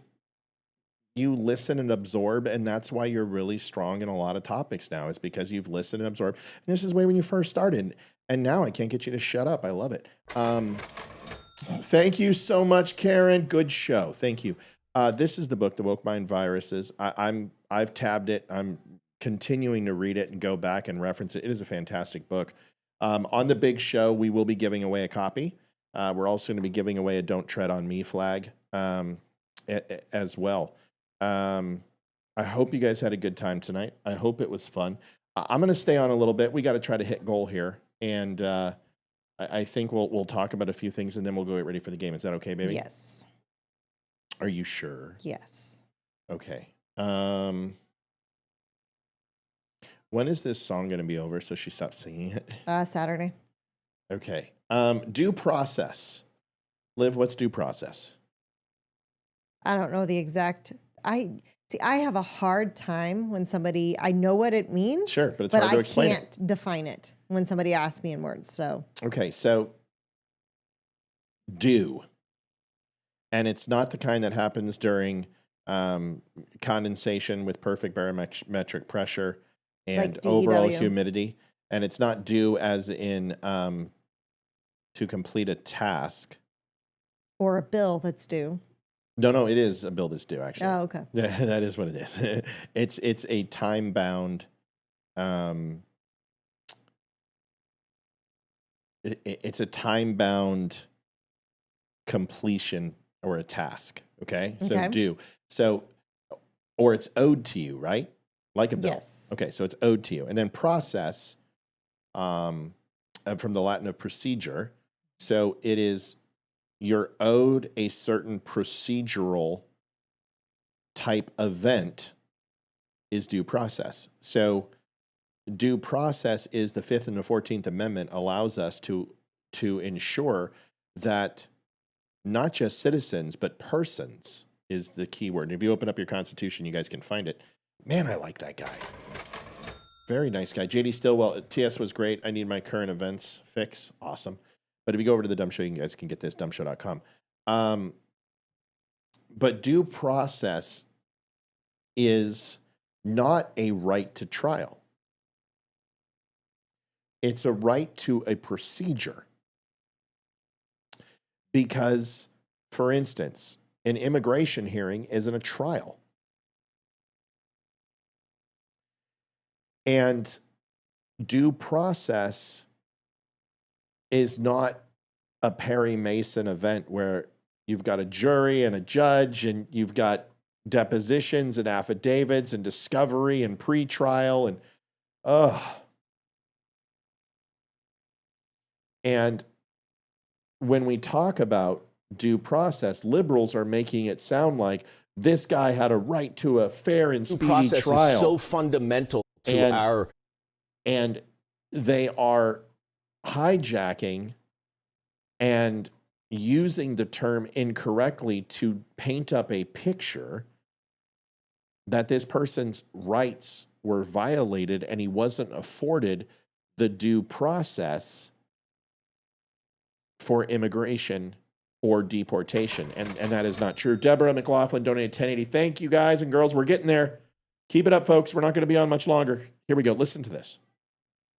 Due process is so fundamental to our system of government and without it, and this is just such a good example of why, because if he had due process, he would not have been removed.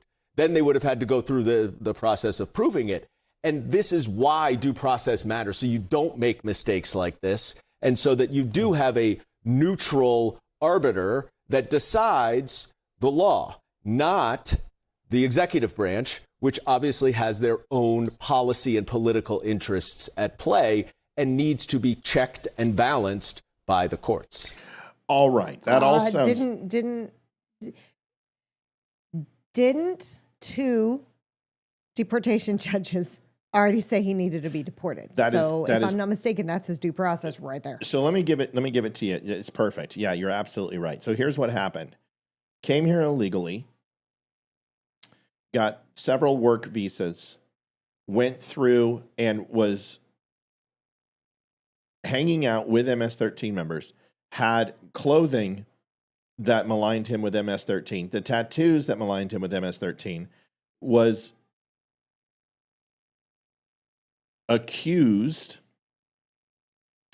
and was rounded up in a murder grab investigation and allegedly was responsible for sex trafficking. 2 immigration courts and 2 separate judges, upon hearing the evidence, the preponderance of evidence, demonstrated and decided that he most assuredly was an MS-13 member and scheduled for him for deportation. That is due process. Then, thank you, Paul. Great guest tonight. Thanks, guys. Paul, thank you so much. Thank you, everybody. I'm sick as a dog, by the way, and I haven't. Did you take your Dayquil? Yeah, I'm still sick as a dog. So, everybody has afforded the right to due process, but the process is not the same for everybody. Citizenry is treated differently than an illegal alien or an immigrant or an enemy combatant. But everybody who steps on the soil of the United States has the right to life, liberty, and the pursuit of happiness. Those are inalienable rights to everyone, afforded to everybody, no matter what race, color, creed, sexual disposition, theology, or anything else. That is your natural and God-given rights. The process, though, is different. Right to a speedy trial, the right to remain silent, all of those things dependent upon which stasis you're in. And he is an enemy combatant. He is a terrorist and labeled as a terrorist and proven to be a terrorist, which means that the rights that he has, he can be treated differently. It's the same thing when they said J6ers were domestic terrorists and they held them for 6 months without habeas corpus, without due process. And people are like, they can't do this. Actually, they can, because they went ahead and suspended their rights under the Patriot Act and under the Domestic Terrorist Act. Whether it's right or wrong is immaterial. I'm just letting you know what happened. This guy, when he was ready to be deported, then said, whoa, wait a second. Knowing he was going to be deported, I'm now married and my life is at risk when I go back home, or my wife is going to be at risk if I'm not here. Well, if you're not an MS-13 gang member, then why is your life at risk? Exactly. It's probably because you fled. Thank you, Mel. TS was outstanding. Oh, I thought we did okay too. I'm just kidding. I'm not that insecure. Thank you, everybody. So he had due process. Now, just because the government said they made a mistake by shipping him off is immaterial, considering he was scheduled for deportation and he was on hiatus. This wasn't a permanent citizenship. This was a work release. This was a work visa, essentially. And that does end at some point. And the Supreme Court did not say they had to return him. They said facilitate, which means, as in to facilitate, read the definition if you would not mind, Sweet Pea, of facilitate. Facilitate. Hey, Kevster, send Deb pics of my Hobbit feet. Oh, thanks, Kev. Hey, guys and girls, thanks for letting us hit goal. We greatly appreciate it. 307-56. You guys are amazing. Okay. Facilitate. Debbie says, illegal is illegal. You cannot step here illegally and automatically get rights. That's not true. Yes, you can. And the Supreme Court has already decided on this, and the Constitution of the United States does go ahead and talk about persons, and that's in the 5th and 14th Amendment. But it doesn't mean that they are afforded the same rights that everyone gets, a trial, or there is endless appeal process, or the right to habeas corpus, or to plea something out of being held accountable. The level of what type of process is what's in question. I'm just telling you, when you say illegal is illegal, you cannot step here, that's not true. Otherwise, DACA recipients wouldn't have naturalization. And if you're born here in the United States, you're immediately an American citizen, no matter the status of your parents. You don't have to, you can argue with me and be upset with me, but I'm just telling you what the truth is. And it's okay if you don't agree. That's fine. I'm just letting you know that's the truth. All right. So to facilitate, to make something easier, to help bring something about, or to help something such as a discussion to run more smoothly and effectively. That's it. It's help. It's an assistance. It's a facilitate. To facilitate something, to help and not to hinder. That's all. So if the Venezuela government wants to ship him back, they're more than happy to do that. And the United States would have to accept him back. And then we'll just deport him again anyway. So this whole process is literally just political lawfare. Yes, the Trump administration has made some mistakes with rounding up people and sending them who weren't supposed to go. They've openly admitted that. This is a messy process. Why don't we blame the Biden administration who allowed 20 million people in? Why don't we go ahead and focus on him? Instead of having, the person the janitor who's trying to clean up all the shit that they left behind, why don't we blame the people who threw poo-poo on the walls? Exactly. That would be a nice thing. Yes. Pete Hegseth is in the news again, Olivia. He's going to be for the next 4 years. He's part of the Trump administration. It's bound to happen. Isn't it amazing that they fire people who were leaking information coming out of SecDef's office?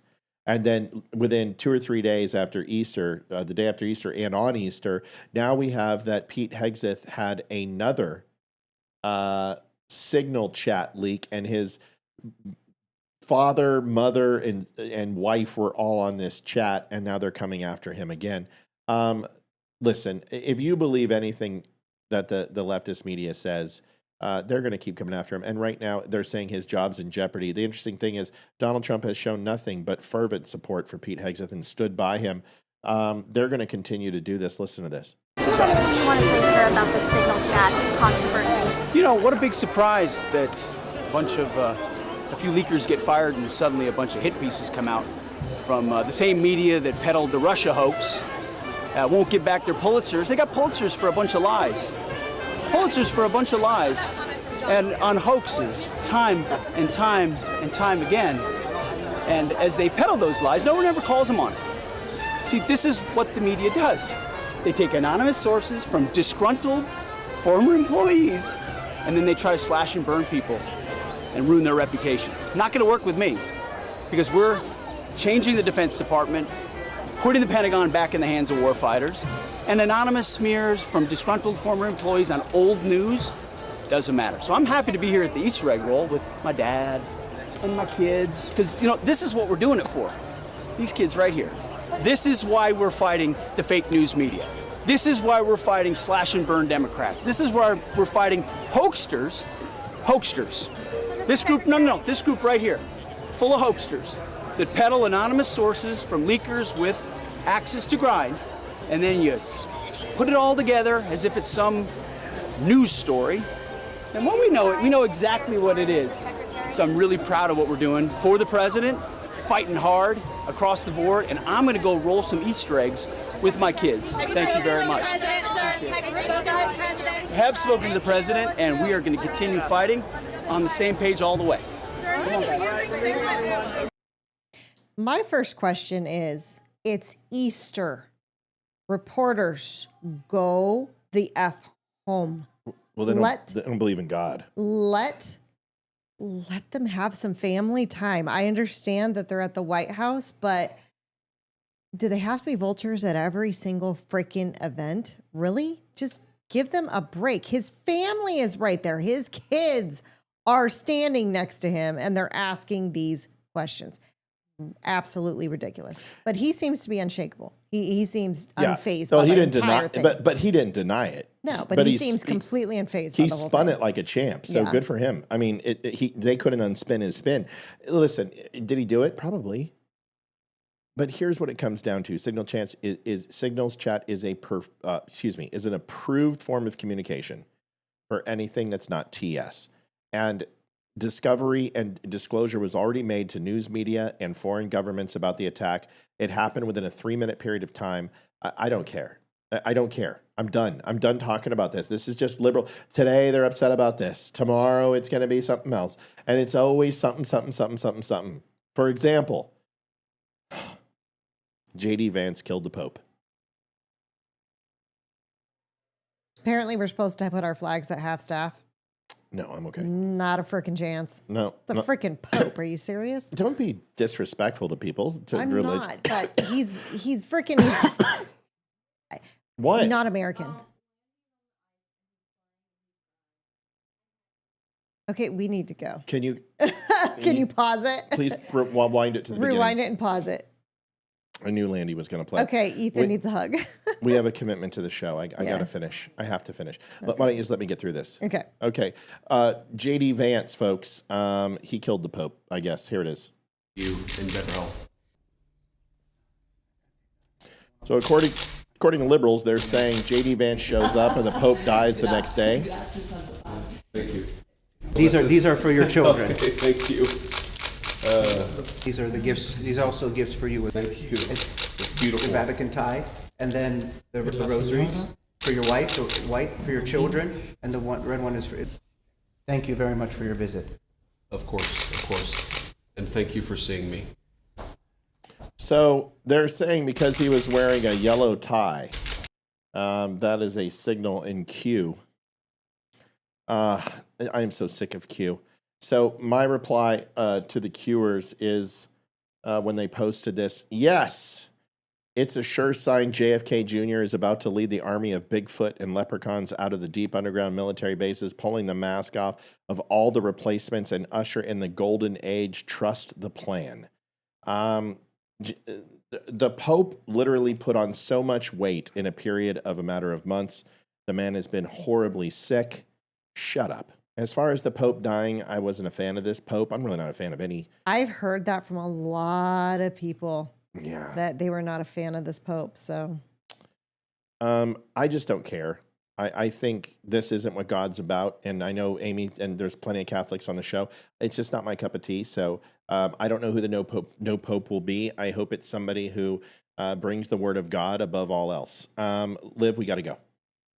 Folks, I want to tell you I love you and I appreciate you. I'm sorry to go so soon, but I am not feeling well. And in fact, I feel like I'm ready to hit the deck and pass out. So I'm not feeling good. So I'm going to go. And I love you guys. And Olivia, say thank you. thank you, everyone, for the donations. And thank you for tuning in. What time are we back tomorrow? You will be back with Leroy tomorrow at 7. We'll have a longer show. I'm sorry, but I feel like I'm going to throw up. I do not feel good, and I need to get some rest. I want to tell you all, thank you so much. You made a wonderful night tonight. Thank you for staying here. Thank you for watching.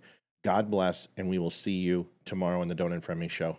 See you guys. Bye. Night, y'all. Adjusting transmitter output. This is the Don't Unfriend Me show with your hosts, Matt, Leroy, Amy, and Olivia. Geopolitics, military analysis, and election coverage. Coming to you live on all major social media channels at The Dumb Show. Honest, direct, unfiltered. We can agree, we can disagree. Just don't unfriend me.